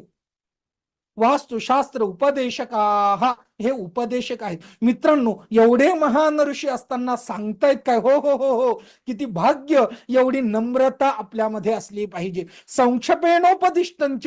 एवढं महान, मोठं, विस्तृत, भव्य, दिव्य सांगून देखील काय म्हणतायत? संक्षेपेणोपदिष्टंच. थोडक्यातच मी सांगत आहे. यन्मनवे मत्स्यरूपिणा. हो हो, तर हे सांगितलेलं आहे. मग मित्रांनो, आज आमच्याकडे थोडं ज्ञान आलं, तर मित्रांनो आम्हाला एवढा मोठा अहंकार, मी UPSC MPSC आहे, मी कमिशनर आहे, मी तलाठी आहे, मी अमुक आहे, मी तमुक आहे. मित्रांनो लक्षात ठेवा, एवढ्या मोठ्या महान ऋषींनी एवढं मोठं ज्ञान देऊन देखील काय म्हणतात? संक्षेपेणोपदिष्टंच. आम्ही दुःखी काय? या अहंकारामुळे दुःखी होतो मित्रांनो. तर संक्षेपेणोपदिष्टंच्या यन्मनवे मत्स्यरूपिणा. मग वास्तुशास्त्र देतं काय? तर वास्तुशास्त्र प्रवक्ष्यामि लोकानाम हितकाम्य. वास्तुशास्त्र आम्ही का सांगत आहे? तर लोकानाम हितकाम्य, या लोकांच्या हितासाठी सांगत आहोत, कामनेसाठी सांगत आहोत, कामासाठी सांगत आहोत, आणि कामिनीसाठी पण सांगत आहोत. काम, कामिनी, कामना या तीन गोष्टी जर जीवनामध्ये प्राप्त झाल्या, तर मित्रांनो या मनुष्य जन्मातून मुक्त होण्यासाठीचा राजमार्ग सापडला. आणि तो राजमार्ग कुठून जातो? तर वास्तुशास्त्रामधून जातो, वास्तूमधून जातो. कारण मनुष्य जन्मामध्ये जन्माला आल्यानंतर वास्तू निर्माण केली तर त्याला स्वर्ग सुख प्राप्त होण्याचा पहिला दरवाजा उघडतो. म्हणून जीवनामध्ये स्वतःच्या कष्टाचं, बापजाद्याचं नव्हे, स्वतःच्या कष्टाचं एक तरी घर असलं पाहिजे, कारण त्याच्यामधून स्वर्ग सुख आपल्याला प्राप्त होत राहतं. लक्षात आलं? ग्रेट मित्रांनो. तर स्वर्ग सुख आपल्याला प्राप्त होतं. मग वास्तुशास्त्र काय देतं? सर्व कामनांची पूर्ती करतं, काम प्रदान करतं, आणि कामिनी देखील प्रदान करतं. म्हणजे तुमच्या वैवाहिक जीवनामध्ये ज्या काही समस्या असतील, कौटुंबिक जीवनामध्ये काही समस्या असतील, अर्थाच्या समस्या असतील, अथवा काम म्हणजे तुमची इच्छा पूर्ण होत नसतील तर वास्तुशास्त्राच्या माध्यमातून या गोष्टी आपण परिपूर्ण करू शकतो. वास्तुशास्त्र प्रवक्ष्यामी लोकानां हितकामी आरोग्य, शारीरिक आरोग्य, मानसिक आरोग्य, डिप्रेशन, टेन्शन, लक्षात आलं, जे काही आजार असतात त्या सर्व समस्या आजार कमी व्हायला मदत होतात. मग गुरुजी माझ्या मुलाला अचानक वेड लागलं. परवाचा एक किस्सा सांगतो, 1 मिनिट.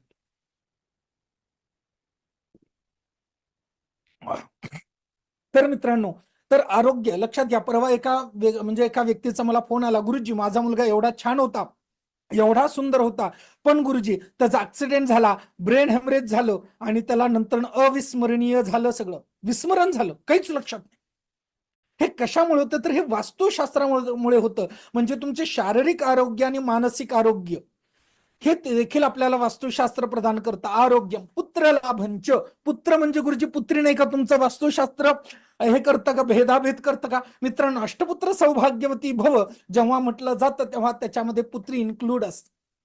मग पुत्र म्हणजे काय? पुन्हा नरकांतार येते सहा पुत्र, हा आपल्या पितरांना तारण्यासाठी पितर आई वडिलांचे नातेसंबंध हे उत्तम व्हावी, पितरांना मुक्ती मिळावी आणि आपल्या जीवनामध्ये जो काही पितृदोष आजकाल असा उफळून आलेला आहे, ते जे काही दोष असतील ते सर्व दोष न्यूट्रल व्हायला, कमी व्हायला मदत होते. म्हणून देखील आपल्याला वास्तुशास्त्र मदत करते. आरोग्यम पुत्र लाभंच.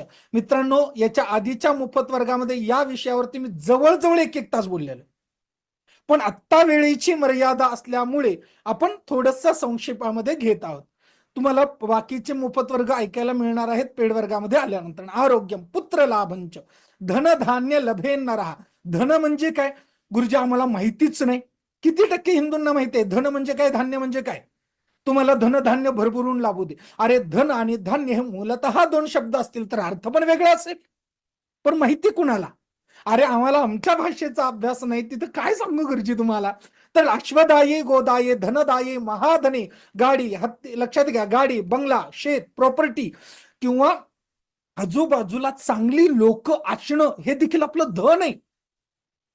आणि हेच जर जीवनामध्ये नसेल तर धान्याचा काहीच उपयोग नाही. म्हणून आधी धन सांगितले आणि मग धान्य सांगितले. म्हणजे जीवनामध्ये धन प्राप्त होतं म्हणजे गाडी, बंगला, प्रॉपर्टी, चांगली माणसं, चांगली लोक, चांगली मार्गदर्शक, ह्या सगळ्या गोष्टी आपल्याला वास्तूमुळे प्राप्त होत असतात. धान्य, धान्य म्हणजे अन्न, वस्त्र, निवारा, या ज्या मानवाच्या मूलभूत गरजा आहेत त्या देखील आपल्याला सहजतया प्राप्त होतात. काय प्राप्त होतात? सहजतया प्राप्त होतात. तर लक्षात घ्या, धनधान्य लभेन नरहा, कुणाला प्राप्त होतं? लभेन, मानवाला प्राप्त होतं. लक्षात आलं? तर मित्रांनो, अशा पद्धतीने हे वास्तुशास्त्र आपल्याला प्रदान करत असतं. मग वास्तुशास्त्र कशावरती आधारित आहे? तर वास्तुशास्त्र 9 ग्रह, 5 तत्व, 10 दिशा याच्यावरती आधारलेलं शास्त्र आहे. मग मित्रांनो, ईशान्य जलतत्व जर आपलं बिघडलं तर आपल्याला बुद्धीचे प्रॉब्लेम येणं, अविस्मरणीय होणं, लक्षात आलं? वाचलेलं, अभ्यास केलेलं लक्षात न राहणं, ब्रेन ट्यूमर होणं, ब्रेन हेमरेज होणं इत्यादी सगळ्या गोष्टी होतात. अग्नितत्व आग्नेय दिशेला आहे तर ते जर बिघडलं तर मुलामध्ये, वडिलांमध्ये जमत नाही, नातेसंबंध खराब होतात, बायकोमध्ये, नवऱ्यामध्ये जमत नाही, बीपी, शुगर, ब्लड कॅन्सर इत्यादी आजार होतात, अपघात होतात, ऍक्सिडेंट होतात. मग पृथ्वी तत्व बिघडलं तर कर्जबाजारी होतं, अनस्टेबलपणा होतो, दारिद्र्य येतं, डिप्रेशन येतं, टेन्शन येतं, आत्महत्या करण्यासारख्या गोष्टी नकारात्मक घडतात. वायू तत्व बिघडलं तर सगळं असून त्याचा उपभोग घेता येत नाही. आणि ब्रह्मतत्व बिघडलं तर माणूस जन्माला येऊन हे मृत्यूवत आयुष्य जगतो. मग ह्या सगळ्या गोष्टी व्यवस्थित करण्यासाठी वास्तुशास्त्र आपल्याला साह्यभूत करत असतं. आणि म्हणून वास्तुशास्त्र शिकणं गरजेचं आहे. मित्रांनो, दीर्घ श्वास घ्या आणि संथ श्वास सोडा. जर तुम्हाला वाटत असेल हे शास्त्र मला परिपूर्ण मदत करणार आहे, तुमच्या समस्यांचं उत्तर तुम्हाला या वर्गातून मिळणार आहे, तर तुम्हाला जर पेड वर्ग करायचा असेल तर मी तुम्हाला पेड वर्गाबद्दल माहिती देतो. अन्यथा मित्रांनो, वर्ग इथे संपलेला आहे. ज्यांना पेड वर्ग करायचा नाही, ज्यांना फ्री पाहिजे होतं, इथपर्यंत पाहिजे होतं, त्यांनी गेलं तरी हरकत नाही. याच्या पुढे वर्ग त्यांच्यासाठी नाही आहे. ज्यांना हा पेड वर्गामध्ये ऍडमिशन घ्यायचंय, पुढे शिकायचंय, जाणून घ्यायचं, हे ज्ञान जे अमूल्य ठेवा आहे, आपल्या जीवनातल्या सर्व समस्या कमी करणार आहे, त्या सर्व समस्या कमी करणारं जे आहे मित्रांनो ते शास्त्र जर तुम्हाला शिकायचं असेल तर याच्या पुढची माहिती तुमच्यासाठी आहे. किती जणांना पेड वर्गामध्ये ऍडमिशन घेऊन हे शास्त्र परिपूर्ण शिकायचंय त्यांनी आपला मोबाईल नंबर टाकून मी टाईप करा, ME टाईप करा. आपला मोबाईल नंबर टाकून ME टाईप करा. त्यांच्यासाठी मी पुढची माहिती सांगणार आहे. बाकीच्यांनी गेलं तरी हरकत नाही आहे. ओके, ग्रेट मित्रांनो. मित्रांनो हा वर्ग ओके सगळ्यांनी टाईप करा. तोपर्यंत मी थोडं पाणी पितो, तुमची परवानगी असेल तर पिऊ. संतोष कुलकर्णी पी लो पाणी थोडा. जी जैशी आपकी आज्ञा.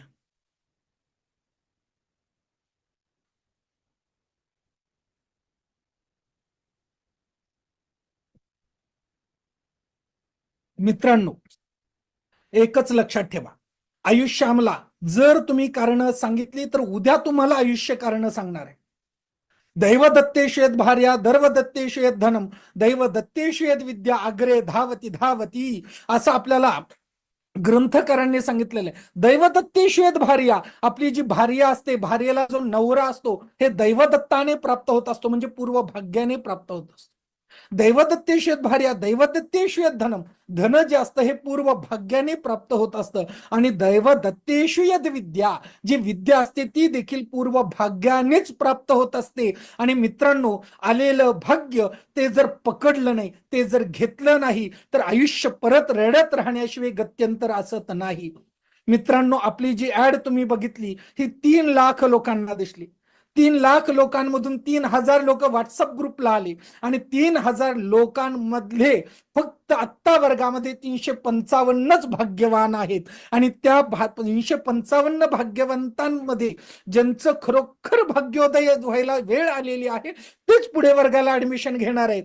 कारण मित्रांनो जेवताना आपण इथपर्यंत घास घेतो, दाताला बोट लागतं आणि अन्न खाली पडतं. म्हणजे तुम्ही लक्षात घ्या, विधात्याची इच्छा असल्याशिवाय, नशिबात असल्याशिवाय तो घास देखील तुम्ही खाऊ शकत नाही. म्हणून एक लक्षात ठेवा, तुम्हाला इथे निर्णय घेऊन पुढे जाण्याची संधी आहे तर यथायोग्य निर्णय घ्या. हे शास्त्र शिका, समृद्ध शिका आणि जीवनामध्ये एक समृद्ध आयुष्य जगण्यासाठी तयार व्हा. लक्षात घ्या मित्रांनो, तुम्ही जर माझ्या कोणत्याही विद्यार्थ्याला बोललात तर गुरुजींची स्तुती करू नका म्हणून सांगावं लागतं. त्याच्यामुळे लक्षात घ्या, गुरुजींना मार्केटिंगची बिलकुल गरज नाही. फक्त माझी एक इच्छा आहे की माझा प्रत्येक भारतीय व्यक्ती सुखी झाला पाहिजे, समृद्ध झाला पाहिजे, आनंद झाला पाहिजे, त्याच्या जीवनामधल्या समस्या कमी झाल्या पाहिजे, म्हणून हे शास्त्र मी शिकवायला सुरू केलेलं आहे. मित्रांनो तुमची जर परवानगी असेल तर या पेड वर्गाबद्दल माहिती देऊ का? ओके, त्यांनी पेड टाईप करा. पेड, ज्यांना पेड वर्गाबद्दल माहिती पाहिजे त्यांनी PED टाईप करा. चला पेड. मित्रांनो तुम्ही लक्षात घ्या, जी फीज मी सांगणार आहे तीच फीज आहे. तुम्ही माझ्याकडे आता पाठीमागच्या वर्गामध्ये अशी घटना घडली की गुरुजी मी तुम्हाला पैसे देतो, मला फक्त प्रमाणपत्र द्या. अशा फालतू गोष्टी होणार नाहीत. पैसे भरलं म्हणजे तुम्हाला प्रमाणपत्र मिळालं असं होणार नाही. तुम्हाला अभ्यास करावा लागेल, तुम्हाला परीक्षा द्यावी लागतील आणि मगच प्रमाणपत्र मिळणार आहे. अभ्यास न करता तुम्ही ₹1,00,000 जरी दिले तरी मला तुमचा 1 लाखातला 1 रुपयाही नकोय. CLR clear? मित्रांनो 12 वर्षे मी फ्री शिकवत होतो, पण फ्री शिकवल्यानंतर त्याची किंमत राहत नाही. म्हणून नाममात्र शुल्क मी तुम्हाला माझ्याच ही सिस्टीम चालवण्याची तुमच्याकडून घेणार आहे. लक्षात आलं? कारण सॅक्रिफाईस हेच यश मिळवून देतं, लक्षात ठेवा. आणि जर आपण पेड केलं नाही तर आपल्याला हे ज्ञान येणार नाही. आपण डॉक्टरांकडे जातो, म्हणतो का डॉक्टर माझ्याकडे पैसे नाहीत? आपण शाळा कॉलेजेसमध्ये आपल्या मुलांना लाखो रुपये फी भरून ऍडमिशन घेतो, म्हणतो का माझ्याकडे पैसे नाहीत? किराणा दुकानामध्ये गेल्यानंतर म्हणतो का गुरुजी माझ्याकडे पैसे नाहीत? मग मित्रांनो स्वतःच्या जीवनामध्ये आमूलाग्र बदल करण्यासाठी, रोग होऊच नये म्हणून काळजी घेण्यासाठी असं म्हटलं तर आपल्या हिताचं आहे का गुरुजी पैसे नाहीत? हिताचं आहे का? नाही. त्याच्यामुळे मित्रांनो प्रत्येक काळाची एक व्हॅल्यू असते आणि ती व्हॅल्यू आपल्याला दिली पाहिजे. मित्रांनो तुमची परवानगी असेल तर तुम्हाला हे पेड वर्गाबद्दल माहिती सांगतो. पण मित्रांनो तत्पूर्वी या वर्गाला कुणी ऍडमिशन घ्यावं ते लिहून घ्या. ज्यांच्याकडे ह्या गोष्टी नाही आहेत त्यांनी वर्गाला बिलकुल यायचं नाही. मला कचरा नकोय. ओके, मला जेन्युइन विद्यार्थी हवेत. ज्यांच्याकडे पुढील गुण आहेत त्यांनीच वर्गाला ऍडमिशन घ्यायचं आहे. मग गुरुजी गुण कोणते आहेत?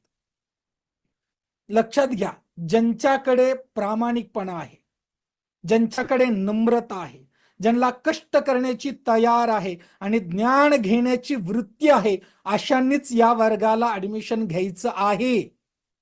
ज्यांच्याकडे फसवणूक करण्याची वृत्ती आहे, अहंकार आहे, आळस आहे, ईर्ष्या आहे, अशांनी वर्गाला यायचं नाही. कारण वास्तुशास्त्र म्हणजे समाजाला मार्गदर्शन करणारं तत्व असतं. तुमच्या एका निर्णयावरती समोरच्याचं आयुष्य तो निर्णय घेत असतो. समोरच्याचं आयुष्य त्या पद्धतीने रन करणारा असतो. आणि तुम्हाला ईर्ष्या असेल, फसवणूक करण्याची तुमची वृत्ती असेल तर तुमच्यासाठी हा वर्ग नाही आहे. लक्षात आलं? इथे प्रामाणिकपणाने अभ्यास करून आपलं स्वतःचं कल्याण करून दुसऱ्यांची मदत करण्यासाठी किती लोक इच्छुक आहेत त्यांनी प्रामाणिक टाईप करा, PMN टाईप करा, प्रामाणिक. ओके, अशाच लोकांनी वर्गाला ऍडमिशन घ्यायचे, बाकीच्यांनी नाही. तर मित्रांनो, या वर्गामध्ये तुम्हाला काय काय मिळणार आहे ते तुम्हाला सांगतो. मित्रांनो, खूप काही देणार आहे. मित्रांनो, या वर्गामध्ये आपण आता बघा मित्रांनो, बऱ्याच वेळा आपलं मनच आपलं स्वतःचं पाय खेचत असतं. त्याच्यामुळे आत्ताच गुरुजींनी 10 लाख रुपये जरी फीस सांगितली तरी हा वर्ग मला करायचा आहे की नाही लिहून ठेवा, वहीवरती लिहा लगेच. कारण लक्षात ठेवा, आपण हे सगळं ऐकलं की बापरे एवढी फीज आहे असं आपल्यालाच वाटत असतं. तुमच्या वहीवरती तुमचं उत्तर लिहून ठेवा आणि ते उत्तर, ओके, ते उत्तर तुम्हाला ग्रुपवरती पाठवायचे निर्णय घेतल्यानंतर. म्हणजे मित्रांनो, याच्यातून तुमच्या मनाशी तुम्ही किती प्रामाणिक आहात हे समजतं. म्हणजे जीवनामध्ये तुम्ही किती यशस्वी होणार हे समजतं. कारण आपला जो निर्णय असतो तो जर आपला आपणच फॉलो करू शकत नसू तर जीवनामध्ये ब्रह्मदेवी आपलं कल्याण करू शकणार नाही. जसं त्या पुजारी बाबांचं झालं तसंच आपलं होणार आहे. कारण बऱ्याच वेळा आपलं मनच आपलं पाय खेचणारं असतं. लक्षात आलं? तर मित्रांनो, जे कोणी या वर्गामध्ये ऍडमिशन आत्ता घेणार आहेत, हा वर्ग रेकॉर्डिंग असणार आहे. हा वर्ग रेकॉर्डिंग असणार आहे. रोज तुम्हाला एक व्हिडिओ पाठवला जाणार आहे. तो वर्ग तुम्हाला रोज एक व्हिडिओ पाहायचा आहे, नोट्स काढायच्या आहेत आणि त्या ग्रुपमध्ये पाठवल्या जाणार, म्हणजे पाठवायचा आहे. गुरुजी त्याच्यावरती टेस्ट करतील. त्याच्यानंतर तुम्हाला होमवर्क देखील दिला जाणार आहे. तो होमवर्क देखील तुम्हाला करायचा असतो.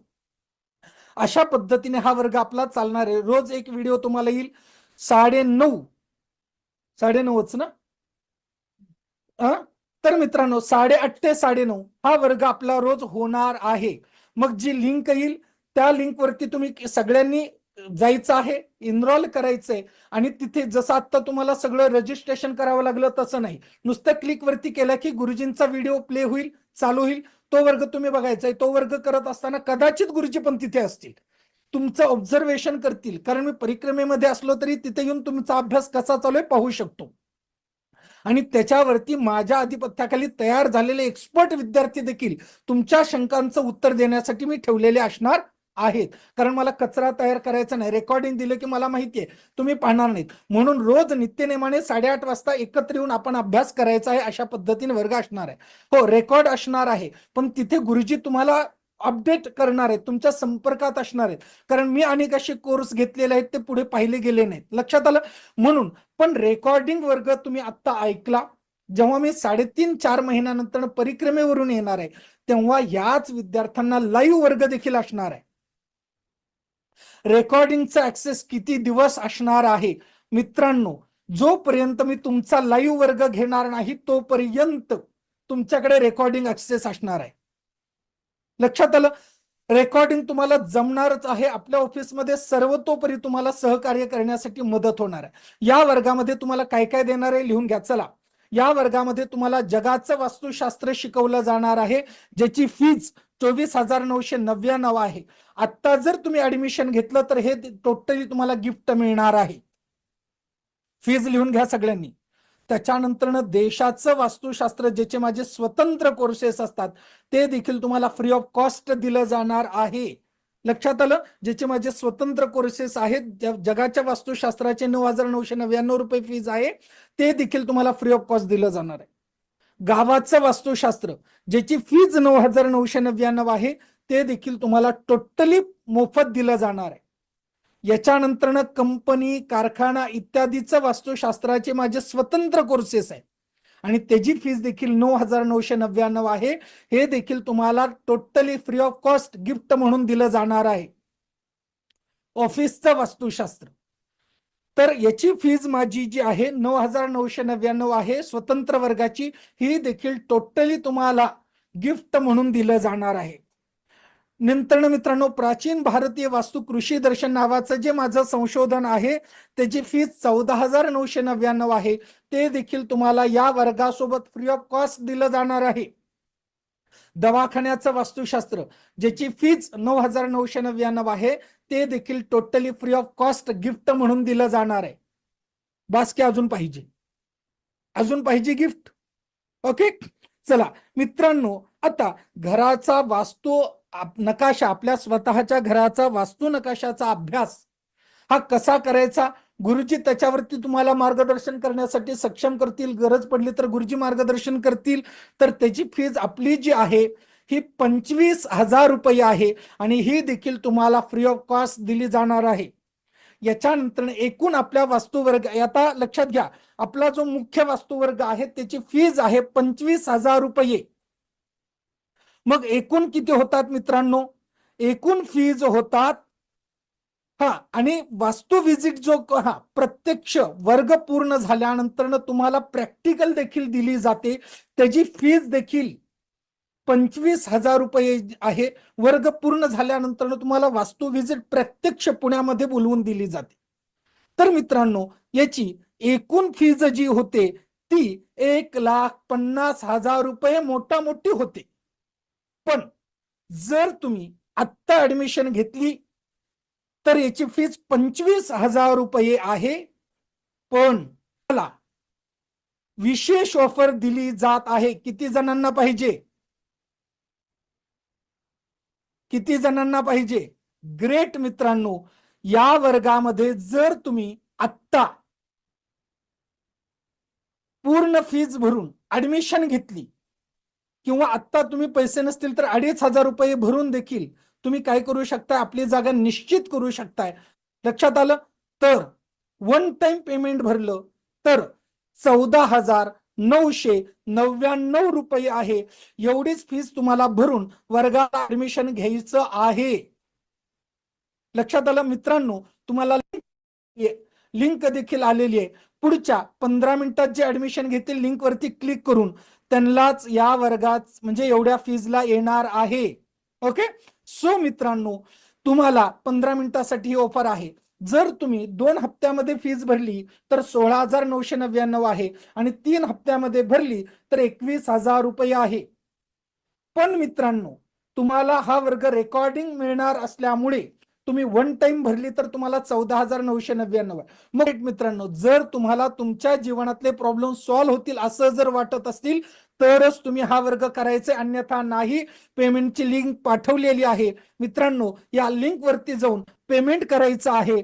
ज्यांच्याकडे जीपे आहे, गुगल पे आहे, त्यांनी इथून पेमेंट करायचंय. ज्यांना स्कॅनर हवा आहे त्यांनी स्कॅनिंग करायचंय मित्रांनो. लक्षात आलं? आणि पेमेंट झाल्यानंतर डन टाईप करायचंय आणि तुम्हाला स्क्रीनशॉट तुमच्या ग्रुपमध्ये पाठवायचंय. म्हणजे तुमची ऍडमिशन प्रोसेस कंप्लीट करून घेण्यात येणार आहे. प्रज्ञा पवार चालेल? ओके, यस मित्रांनो, आता जे आपले विद्यार्थी आहेत त्यांना आपण प्रतिक्रिया देण्यासाठी इथे बोलूया. जगदीश पाटील आहेत का? हँड रेज करा. जगदीश पाटील आलेले का? मित्रांनो, ही फीज फक्त वेळेची आहे. कशाची? वेळेची आहे. हा जगदीश पाटील. सर्वप्रथम श्रीराम गुरुजी, श्री सद्गुरु चरणी साष्टांग दंडवत. सर्वप्रथम गुरुजींची कान पकडून माफी मागतो आणि आज्ञा घेतो. कारण बोलण्याच्या ओघात गुरुजींचं नाव मी घेणार आहे.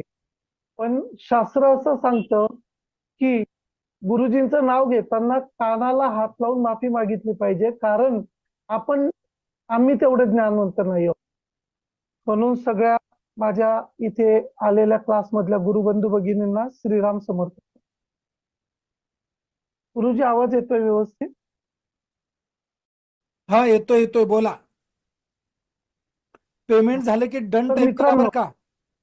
पेमेंट झाले की डन टाईप करा. हा, जगदीश पाटील बोला. मित्रांनो, इथे तुम्ही माझ्यापेक्षा काही वयाने मोठ्या आहेत, काही आई वडिलांच्या वयाच्या आहेत. मी तुम्हाला ज्ञान द्यायला इथे नाही आलो. त्याचं कारण असं आहे की मी स्वतः ज्ञान घेत आहे, मी विद्यार्थी दशेत आहे आणि मी गुरुवर्यांसमोर खूप काही बोलावं एवढा अजून ज्ञानी नाहीये. मला ज्ञान प्राप्त व्हावं आणि गुरूंची कृपा व्हावी अशी त्यांना मी नम्र विनंती करतो. माझं नाव जगदीश शांताराम पाटील, राहणार 40गाव आणि माझा व्यवसाय आहे टेलर काम. मित्रांनो, कुठेतरी इंस्टाग्रामचा व्हिडिओ बघताना मला ही लिंक मिळाली आणि मी जीवनामध्ये टाइमपास करत होतो. मोबाईल म्हणजे काही यशस्वी होण्याचं साधन नाही, पण टाइमपास करण्याचं साधन. आणि इंस्टाग्राम वरून मला लिंक मिळाली, मी इथे जॉईन झालो फक्त आणि फक्त टाइमपास म्हणून. आता मला सांगा, जीवनामध्ये टाइमपास करणाऱ्या व्यक्तीला गांभीर्य असेल का? तर मुळीच नाही. परंतु ज्या वेळेस उत्तम शब्द कानावर पडतात त्यावेळेस माणसाला कुठेतरी जाग येत. आई जर म्हटली अरे गदड्या उठ ना, तर त्याला कंटाळा वाटतो.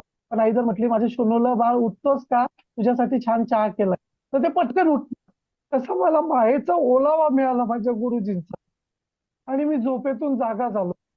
खरं तर माझी जीवन जगण्याची परिस्थिती संपली होती. मी नैराश्यातून आत्महत्येकडे जाणारा व्यक्ती होतो आणि गुरुजींनी माझी ओळख तुम्हाला अगोदरच दिली की आत्महत्या करणार. पण ज्याच्यावर गुरुकृपा होते तो कसा घडतो हे मला वर्ग पूर्ण होईपर्यंत सुद्धा समजलं नाही की एका गटाराजवळची माती उचलून गुरुजींनी त्याचं सुंदर मडकं केलं. मडकं हे बऱ्याच ठिकाणी वापरलं जातं. स्मशानात वापरलं जातं, पाण्याचा माठ भरण्यासाठी वापरलं जातं आणि काही मडके हे देवाच्या कलश पूजनासाठी वापरले जातात. माझ्या डोळ्यातलं अश्रू थांबत नाही गुरुजी, पण आपलं सामर्थ्य आहे म्हणून बोलतो. इथे जमलेले माझे सगळे बंधू यांना असं वाटत असेल की माझ्याकडे जीवनामध्ये पैसा असावा, बंगला असावा, गाडी असावी आणि सगळं ऐश्वर्य असावं. पण मला एक कळत नाही की या सगळ्या गोष्टी सगळ्यांकडे आहेतही, पण सुख आहे का हो? असा जर प्रश्न केला तर कदाचित उत्तर मिळेल की नाही.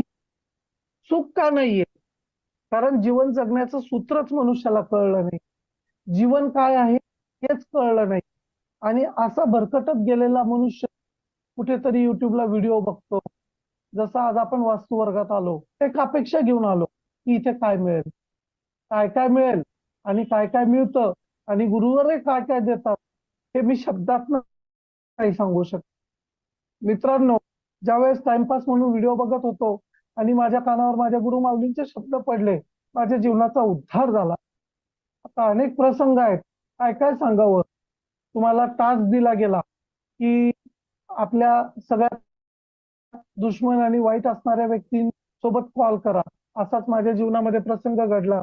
मी ज्या बहिणीशी बोलत नव्हतो त्या बहिणीशी मी बोललो, धसाधसा रडलो, माफी मागितली. 3 वर्ष लांब असलेली एकाच गावात राहणारी बहीण आज आम्ही आनंदाने भाऊबीज साजरा केली. मित्रांनो, मला माहित नाही की वास्तुशास्त्रात तुम्ही किती निपुण व्हाल, पहिला क्रमांक येईल, फीस भरून तुम्ही सक्सेस व्हाल की यशस्वी व्हाल, अपयशी व्हाल. पण माझं जीवन हे माझ्या गुरुवर्यांच्या क्लासमधून घडलं. मला काय मिळालं हे मी तुम्हाला सांगतो. मला गुरुजींची वाहवा करायची नाही, मला कुठला त्याचा पैसा मिळत नाही किंवा माझ्या कुठल्या गुरुबंधूंना गुरुवर्यांचं ज्ञान किती श्रेष्ठ आहे हे सांगायची पण गरज नाही, कारण प्रत्येक हा इथे हिरा घडतो. पण एक वाक्य आवर्जून लिहून ठेवा सगळ्यांनी, ते वाक्य असं आहे, ते दासबोधातलं वाक्य आहे. पूर्ण ग्रंथ पाहिल्याविना पूर्ण ग्रंथ पाहिल्याविना उगाच ठेवी जो दूषण, तो दुरात्मा दुराभिमान मत्सरे करी. तुम्हाला मला जर ज्ञान हवं असेल आणि जीवनात खूप यशस्वी व्हावंसं वाटत असेल, त्रिलोकी झेंडा लागावा असं वाटत असेल, तर मित्रांनो, माझी हात जोडून तुम्हाला विनंती आहे, अगोदर पूर्ण ग्रंथ पहा. कोणता ग्रंथ? तर वास्तुविशारद डॉक्टर वेदमूर्ती उमेश रमेश कुलकर्णी गुरुजी यांनी केलेला सत्य संकल्प, जो 1,00,000 विद्वान वास्तुशास्त्रज्ञ घडवून प्रत्येकामध्ये त्यांना गुरुजींचा अंश निर्माण करायचा आहे. गुरुजी शिकवताना बोलले की परमेश्वराला इथे स्वतः राहता आलं नाही, म्हणून त्याने आई निर्माण केली. आई म्हणजे आत्मा, ई म्हणजे ईश्वर, ईश्वराचा आत्मा, आणि तो म्हणजे गुरुवर्य. सगळ्या ठिकाणी आई हजर राहू शकते, परब्रह्म नाही. तर ते तत्व आपल्याला आई रूपाने मिळालं. जग बघितलं, पण जगाची ओळख सांगण्यासाठी गुरुचं ज्ञान पाहिजे. म्हणून गुरुजी बोलले की संगत, संत संगत, सत्संगत पाहिजे. सत्संगतीने मनुष्य घडतो, आणि मला ती गुरुवर्यांच्या कृपेने मिळाली.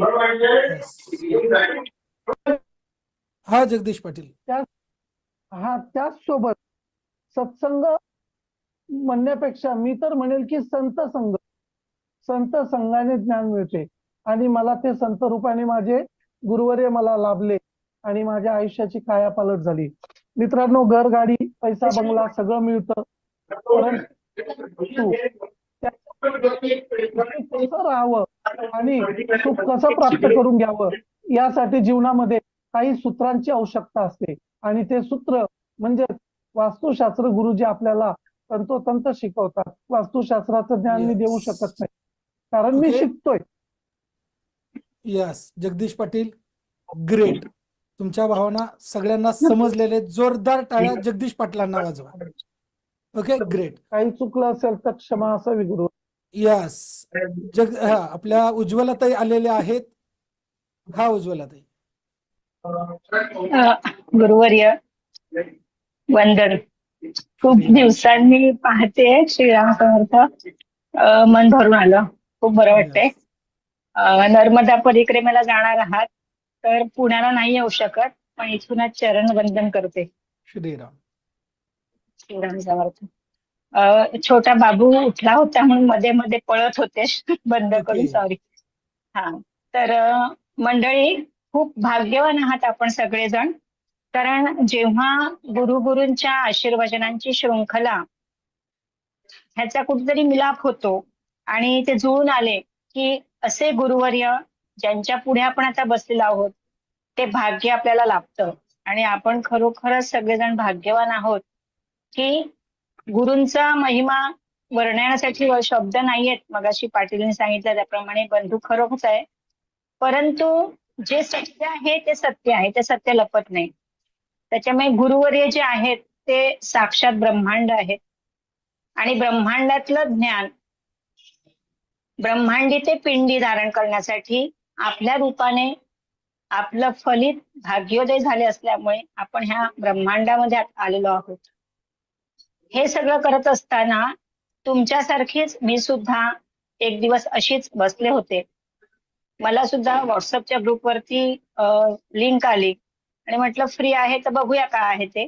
कारण मी पेशाने शिक्षिका, मुख्याध्यापिका, स्कूल इन्स्पेक्टर, आणि स्वेच्छा रिटायरमेंट घेऊन स्वतःची शाळा, कॉलेज, सुनेचा व्यवसाय, सुनेची प्रेग्नंट होती, त्यामुळे मला अजिबात वेळ नव्हता. पण म्हटलं रात्रीचा थोडा वेळ आहे तर बसून बघूया आपण.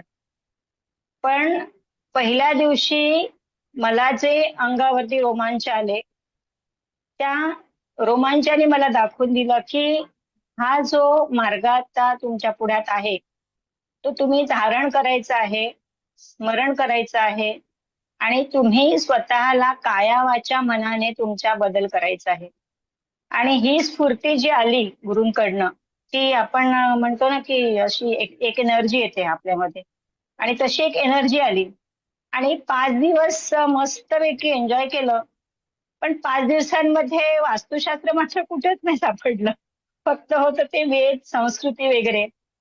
पण म्हटलं वेद संस्कृती, आपल्या हिंदू संस्कृतीविषयी जर ह्या गुरूंना एवढं ज्ञान आहे आणि तळमळ आहे, तर नक्कीच वास्तुशास्त्राविषयी सुद्धा आपल्याला खूप काहीतरी चांगलं मिळेल. या दृष्टिकोनातनं मी वेळ काढायचं ठरवलं आणि ऍडमिशन घेतलं. मला आज खूप भरून पावल्यासारखं वाटतंय की मी योग्य ठिकाणी, योग्य मार्गदर्शनाने वास्तुशास्त्राचा अभ्यास केला. एवढंच नाही तर किंबहुना यापुढे जाऊन मी असं म्हणेन की माझ्या देहामध्ये जी एक पॉझिटिव्ह एनर्जी आलेली आहे, माझ्या मनामध्ये किंवा माझ्या विचारांमध्ये जो बदल झालेला आहे, त्याचं सर्वस्वी श्रेय हे म्हणजे गुरुवर्य आहेत. कारण गुरुवर्यांनी जी एनर्जी आपल्यामध्ये पास केलेली असते ना, ती आपल्याला आयुष्यभर पुरणारी असते. वास्तुशास्त्र तर आपण चालता बोलता शिकणार आहोत, परंतु आपली संस्कृती किंवा आपल्या देहावरती होणारा संस्कार हा इथे खूप महत्वाचा आहे. आणि नुसता आपल्या देहावर संस्कार होत नाही, तर आपण संस्कारित झाल्यानंतर आपल्या घरातील सगळी व्यक्ती असतील, आपला मित्रपरिवार असेल, आपला समाज असेल, तर त्यांना सुद्धा आपण त्याच एनर्जीने संस्कारित करत असतो. आणि ह्याचा अनुभव आपल्याला तेव्हा येईल की आपण जेव्हा गुरुवर्यांसोबत 1-2 महिने आपण हा कोर्स व्यवस्थित करू. गुरुवर्यांनी जरी सांगितलं की 1 महिन्याचा आहे, तरी गुरुवर्य तर 2 महिने सुद्धा घेतात. कारण बॅच नंबर 15चे विद्यार्थी आहे आणि आमचा सुद्धा क्लास 2 महिने चालला होता. आणि इथे तर आपल्याला संधी आहे की रेकॉर्डिंग पण आहे आणि शिवाय पुन्हा लाईव्ह सुद्धा आपला होणार आहे. तर खूप छान सुवर्ण संधी आहे.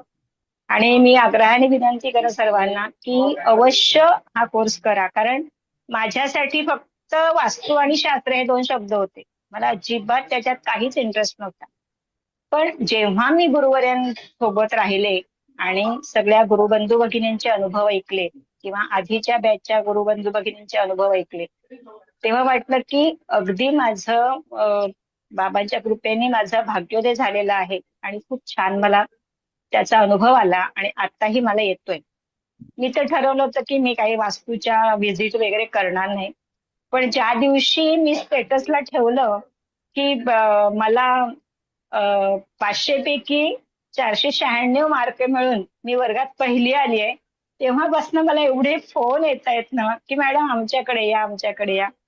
त्याच्यामुळे सांगण्याचा उद्देश काय आहे की एक शिक्षिका जिला फक्त वास्तू आणि शास्त्र 2 शब्दच माहिती होते, ती 60 वर्षाची महिला सगळं घर संसार सांभाळून, सगळ्या अडचणी सांभाळून वर्गात पहिली येऊ शकते.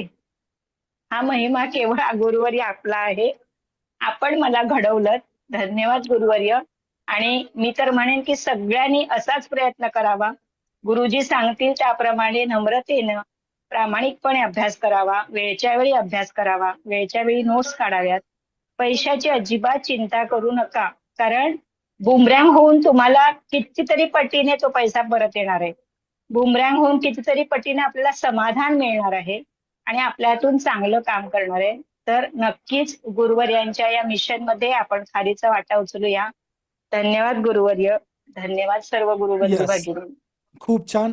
वृषाली कोळेकर 2 मिनिटात बोलूया. 1च मिनिटा. ज्यांनी पेमेंट केलंय त्यांनी डन टाईप करा बरं का. स्क्रीनशॉट पण आपल्या ग्रुपमध्ये पाठवायला विसरू नका. ओके. तर पेमेंट कुणी केलंय? वैशाली पिंपळे अभिनंदन, गुलाबराव आरोटे अभिनंदन, त्याच्यानंतरनं विश्वजित राईकर अभिनंदन. ओके. ज्यांनी पेमेंट केले त्यांनी टाईप करा. उमेश कुलकर्णी अभिनंदन. ओके. त्याच्यानंतर अंजली घडी अभिनंदन, चित्रा राऊत अभिनंदन, विनायक गावडे अभिनंदन. अजून कोण आहे? मीरा शितोळे, क्या बात है, अभिनंदन. सगळ्यांनी जोरदार टाळ्या वाजवा रे. स्वाती पवार अभिनंदन, जया मुंडलिक जी अभिनंदन, मीरा शितोळे जी अभिनंदन. ओके मित्रांनो, एक लक्षात ठेवा, मर्यादितच जागा असणार आहेत. मनीषा पवार अभिनंदन, विद्या कांबळे अभिनंदन, अंजली जी अभिनंदन. सगळ्यांनी डन टाईप करा रे, डन टाईप करा. हा कोळेकर. श्रीराम समर्थ गुरुजी. श्रीराम समर्थ. आवाज येतोय गुरुजी? हो येतो. हा, श्रीराम समर्थ. गुरुजींची मी बॅच नंबर 6ची विद्यार्थिनी आहे. फक्त महिला वर्गासाठी घेतलेली जी बॅच होती त्या वर्गाची विद्यार्थिनी. गुरुजींनी फक्त तुमच्यासारखाच 5 दिवसाचा लाईव्ह वर्ग, मला शेवटच्या दिवसाची लिंक मिळाली. 5व्या दिवशी मला पूर्ण वर्ग करता आला नाही. मी शेवटचे काहीतरी 1 तासभर केला होता आणि मी लगेच निर्णय घेतला गुरुजींच्याकडे वर्ग करायचा. मी लगेच फी भरली दुसऱ्या दिवशी आणि गुरुजींच्या वर्गाला जॉईन झाले. जसं वर्ग पुढे गेला त्यावेळी कळालं की आपण काय किती मोठं आणि किती अगाध ज्ञान शिकतो आहे. कारण गुरुजींच्याकडे तर ज्ञानाचा सागर आहे. मी नेहमी म्हणते गुरुजींना की गुरुजी आम्हाला देतात ना, ते फक्त एक चमचाभर अमृत असेल समुद्रातलं, त्यांच्या ज्ञानाच्या सागरातलं. कारण इतकं अगाध ज्ञान आहे गुरुजींची. फक्त आपलं लक्ष केंद्रित करून गुरुजींच्याकडे आपण शिकलं पाहिजे आणि गुरुजींच्या श्रद्धा आणि विश्वास ठेवूनच शिकलं पाहिजे. गुरुजी सांगतायत एक, आपण दुसरीकडे लक्ष देतो, या गोष्टी अजिबात करून चालत नाही. म्हणजे आणखीन कोणीतरी काहीतरी सांगतं आणि आपण ते करतो असं करून चालणार नाही. फक्त गुरुजी काय म्हणतात ना, ठीक आहे, ते प्रमाण वाक्य असलं पाहिजे. म्हणजे आम्ही तरी तसंच वागतो. आणि गुरुजी फक्त वास्तुशास्त्र नाही शिकवत, हे तुम्हाला 5 दिवसाच्या वर्गात कळालं असेल. वेगवेगळ्या गोष्टी सांगतात, आपल्याला आयुष्यात कसं जगावं, म्हणजे एक माणूस म्हणून कसं जगावं, एक चांगली व्यक्ती म्हणून कसं जगावं, त्याचंही ज्ञान गुरुजी देतात. तसंच गुरुजी आपल्याला संसार सुखाचा कसा करावा. तुम्ही तुमचं लग्न होऊन 40 वर्ष जरी झाली असतील तरीही संसार कसा करावा त्याचं ज्ञान गुरुजी आपल्याला देतात आणि त्याच्या थ्रू आपल्याला भरपूर फायदा होतो. हे मी स्वतः अनुभवलेला आहे, गुरुजींचा वर्ग केलेला आहे. आणि हे आपल्याला फ्री, त्याच्यामध्ये छोटे छोटे माहिती देतात गुरुजी प्रत्येक वास्तुशास्त्राच्या ह्याच्यामध्ये. आणि गुरुजींच्या विषयी कौतुक करताना मी तर नाहीच थांबू शकत. खरंच आहे ते. Yes. कारण गुरुजी इतकं हे करतात कोळेकर, ना. सगळ्यांना हा वर्ग जर केला तर काय काय फायदा होऊ शकतो? फायदा मुख्य म्हणजे तुम्हाला समाजात काही वेळा आपल्याला अनुभव असतो, अरे काही व्यक्ती आपल्याकडे दुर्लक्ष करतात, काही कोण आहे असू दे, ठीक आहे, आली आहे ना, ओके. त्याही व्यक्ती ज्या आपल्याकडे दुर्लक्ष करतात त्याही व्यक्ती तुम्हाला स्वतःहून तुम्हाला मानाने बोलवतात, तुमच्याशी मान देऊन बोलतात. तुम्हाला समाजात मान मिळतोही तितकाच. म्हणजे Yes. बऱ्याच ठिकाणी आम्ही व्हिजिटला जातो त्यावेळी वयाच्या 70-80 वर्षाची व्यक्ती सुद्धा आम्हाला नमस्कार करते. हे आम्हाला गुरुजींच्यामुळे मिळालेलं आहे, नाहीतर आम्ही काहीच नव्हतो. ग्रेट. चलो, खूप अभिनंदन कोळेकर, जोरदार टाळ्या वाजूया. संपदाताई श्रीराम समर्थ लवकर. गुरुजी. यस. श्रीराम समर्थ गुरुजी. श्रीराम समर्थ सर्वांना. मी संपदा वाटवे, महिला वर्गाची विद्यार्थिनी. आता ऋषालीताई म्हणाल्या तसंच मी तिच्याच बरोबरची विद्यार्थिनी आहे.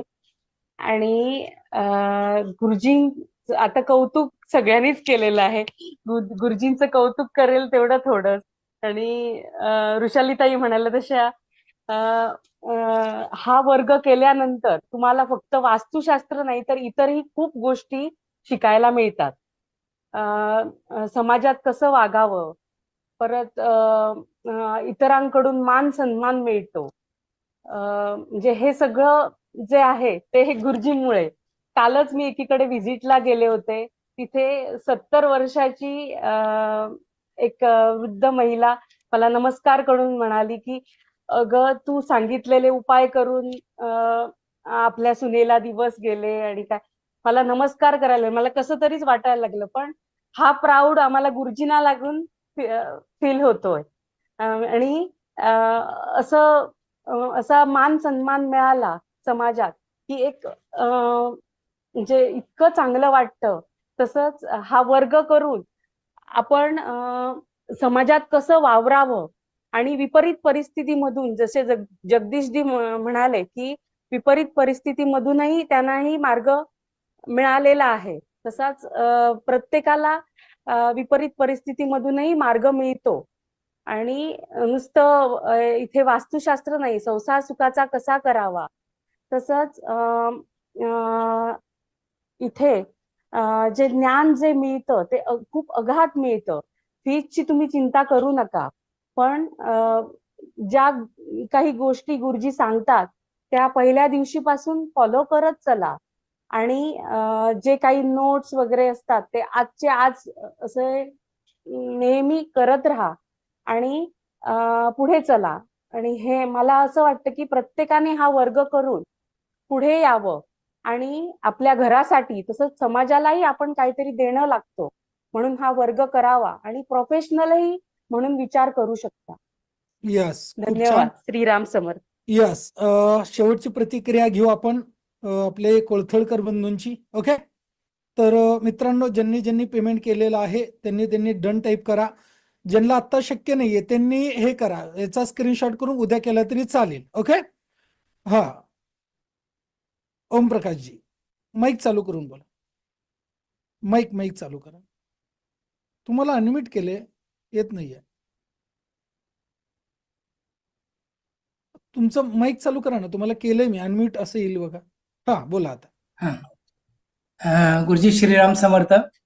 सगळ्यात पहिले तुम्ही स्वतः खूप दूरच्या अशा परिक्रमेला निघालेला आहात. खूप खडतर आहे ती आणि आमची सगळ्यांची इतक्या लवकर तुम्ही एवढ्या परिक्रमेला जावं अशी इच्छा नव्हती, पण तुम्ही निघालेले आहात. तुम्ही खूप हट्टी आहात हे आम्हाला माहिती आहे आणि तुम्ही निघालेले आहात. गुरुजी, सगळ्यात पहिलं तुम्हाला मग दंडवत, शिरसाष्टांग नमस्कार. तुमची परिक्रमा खूप सुखरूप व्हावी आणि आम्ही तुमची वाट पाहत आहोत. तुम्ही खूप दूर जात आहात. गुरुजी, मी आपल्या इथे जमलेल्या सगळ्या पुण्यात्माना सगळ्यांना नमस्कार करतो आणि त्यांना म्हणतो की खरंच तुम्ही पुण्यवान आहात. उशिरा का होईना, पण माझ्यासारखेच तुम्ही देखील या वर्गाला जॉईंट होतात. मी देखील ज्या वेळेला असंच माझ्याकडे जे लिंक आली त्यावेळेला मी जॉईंट झालो. त्यावेळेला खरं म्हणजे मी अक्षरशः एकाकी पडलेला होतो.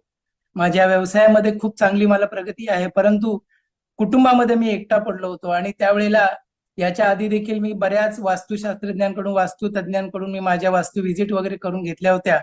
पण तरी पण बघूया गुरुजींकडे जाऊन आपण काय आपल्याला शिकायला मिळते का. आणि गुरुजींच्या पहिल्या मोफत क्लासमध्येच मी खूप अगदी इन्स्पायर झालो आणि लगेचच मी जॉईन झालो.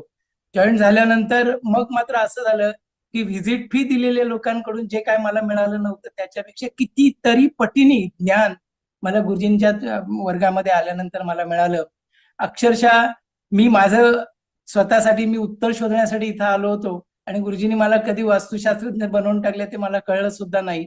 आणि आज मला देखील आता उज्ज्वलाताई माझ्या ज्येष्ठ गुरु भगिनी त्या आहेत, त्यांनी जसं सांगितल्या पद्धतीने मला देखील खूप लोक बोलवत आहेत.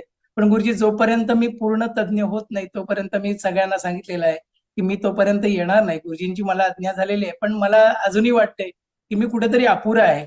मला मग तुमची आज्ञा घेऊनच मी पुढच्या कामाला सुरुवात करेन. आणि गुरुजी, इथं जमलेल्या सगळ्यांना मी सांगेन तुम्ही सगळ्यांनी याला जॉईंट व्हा. खरोखरच उशिरा का होईना पण तुम्हाला भरपूर ज्ञान मिळून जाईल. गुरुजींनी 5 दिवसाच्या मोफत क्लासमध्ये अगदी जाताना कितीतरी प्रश्नांना सहज स्पर्श करून गुरुजी गेलेले आहेत.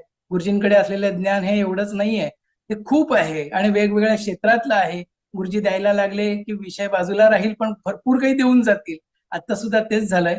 आपल्याला गुरुजींनी बऱ्याच काही गोष्टींना स्पर्श करून दाखवून दिलेलं आहे की तुम्ही काय काय शिकू शकाल.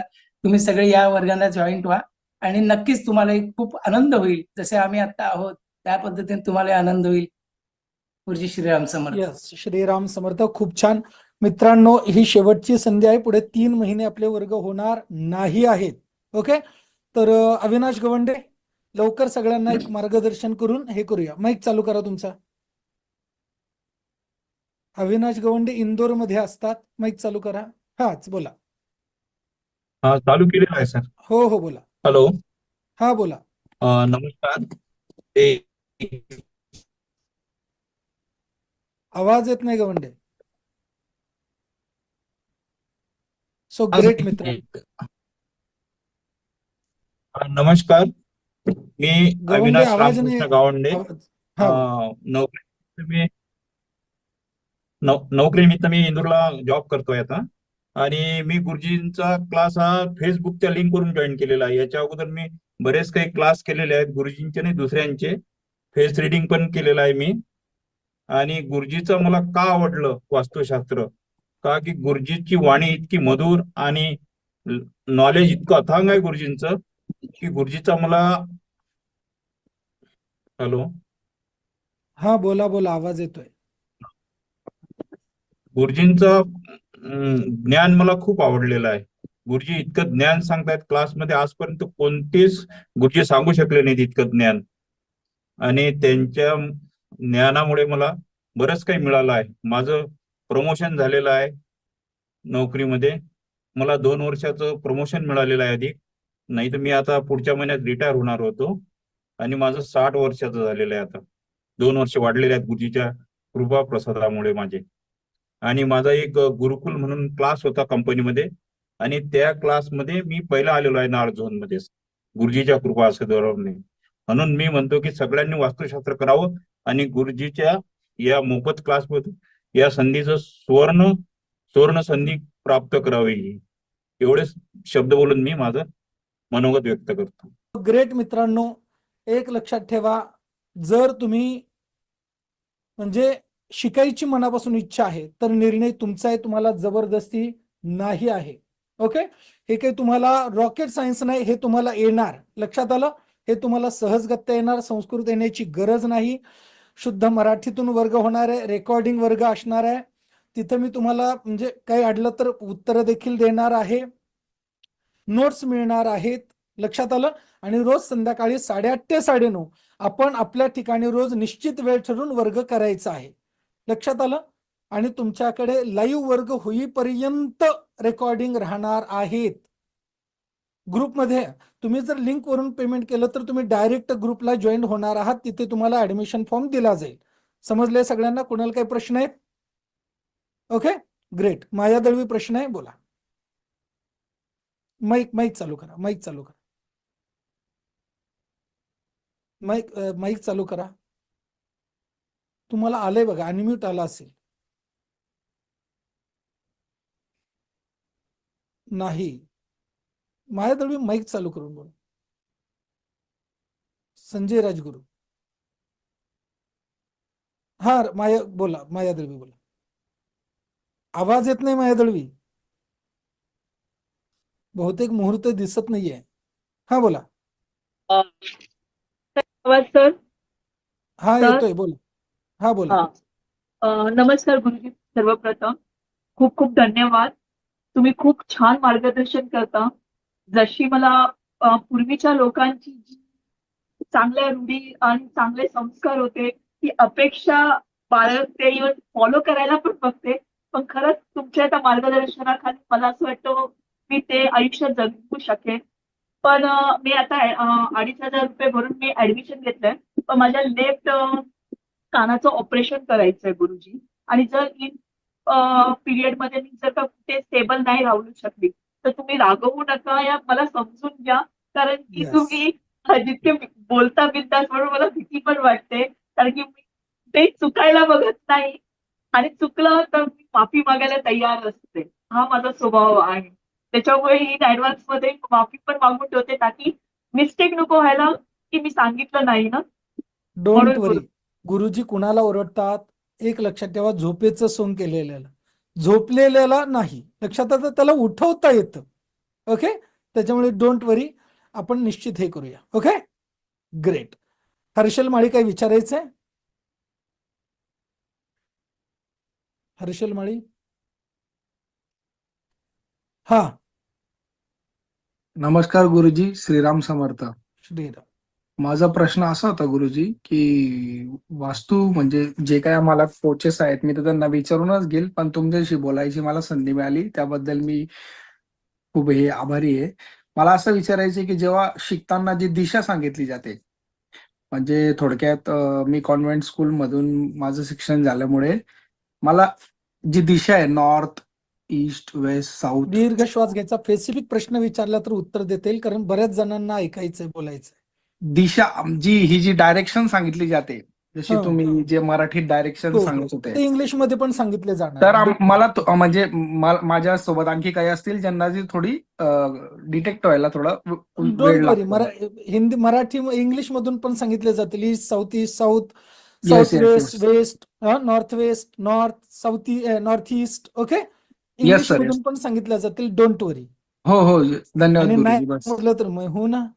हो Don't हो you? धन्यवाद धन्यवाद Okay? गुरुजी धन्यवाद यस ओके आमच्या स्मिता जाधव म्हटलं गुरुजी मैं हूं नाटाई बटले सो हम है ना चिंता हो क्यों हो करते हो ओके सो माझ्या प्रिय विद्यार्थी मित्रांनो आज इथे भेटलात ज्यांनी पेमेंट केलं नसेल त्यांनी पेमेंट करून घ्या परत एकदा स्क्रीनशॉट दाखवतो स्क्रीनशॉट काढून टाका ज्यांना आता पेमेंट करणं शक्य नाही झालंय त्यांनी उद्या केले तरी हरकत नाही ओके तर ग्रेट मित्रांनो आज इथे भेटलात उद्या परत पुढच्या भागामध्ये इथेच भेटूया पुढच्या भागात तोपर्यंत श्रीराम समर्थ सर्वे भवन्तु सुखिनः सर्वे सन्तु निरामयः सर्वे भद्राणि पश्यन्तु मा कश्चित् दुःखमाप्नुयात् मित्रांनो सर्वजण सुखी समाधानी निरोगी आनंद आयुष्य जगावे अशी मी श्री सद्गुरुचरणी प्रार्थना करतो झालेली सेवा भगवंताला सद्गुरूंच्या चरणी विनम्रतेने अर्पण करतो आज इथे भेटला आयुष्यात परत परत भेटत राहूया भेटूया पुढच्या भागामध्ये तोपर्यंत श्रीराम समर्थ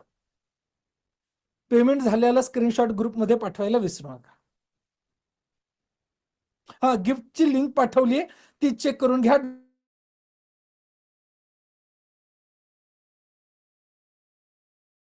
अजून तुम्हाला गिफ्ट मी माझ्या स्पेशल याच्यातून देणार आहे ओके उद्या तुम्हाला ते मिळून जाईल घाई करू नका सगळं गुरुजींनी जे सांगितलंय ते सगळं मिळणार आहे फक्त घाई करू नका ओके श्रीराम समर्थ आणि ज्यांनी गुगलला प्रतिक्रिया नाही दिली त्यांनी गुगलला प्रतिक्रियाही द्यायला विसरू नका ओके जेणेकरून भविष्यातल्या लोकांना त्याचा फायदा होईल श्रीराम समर्थ शुभरात्री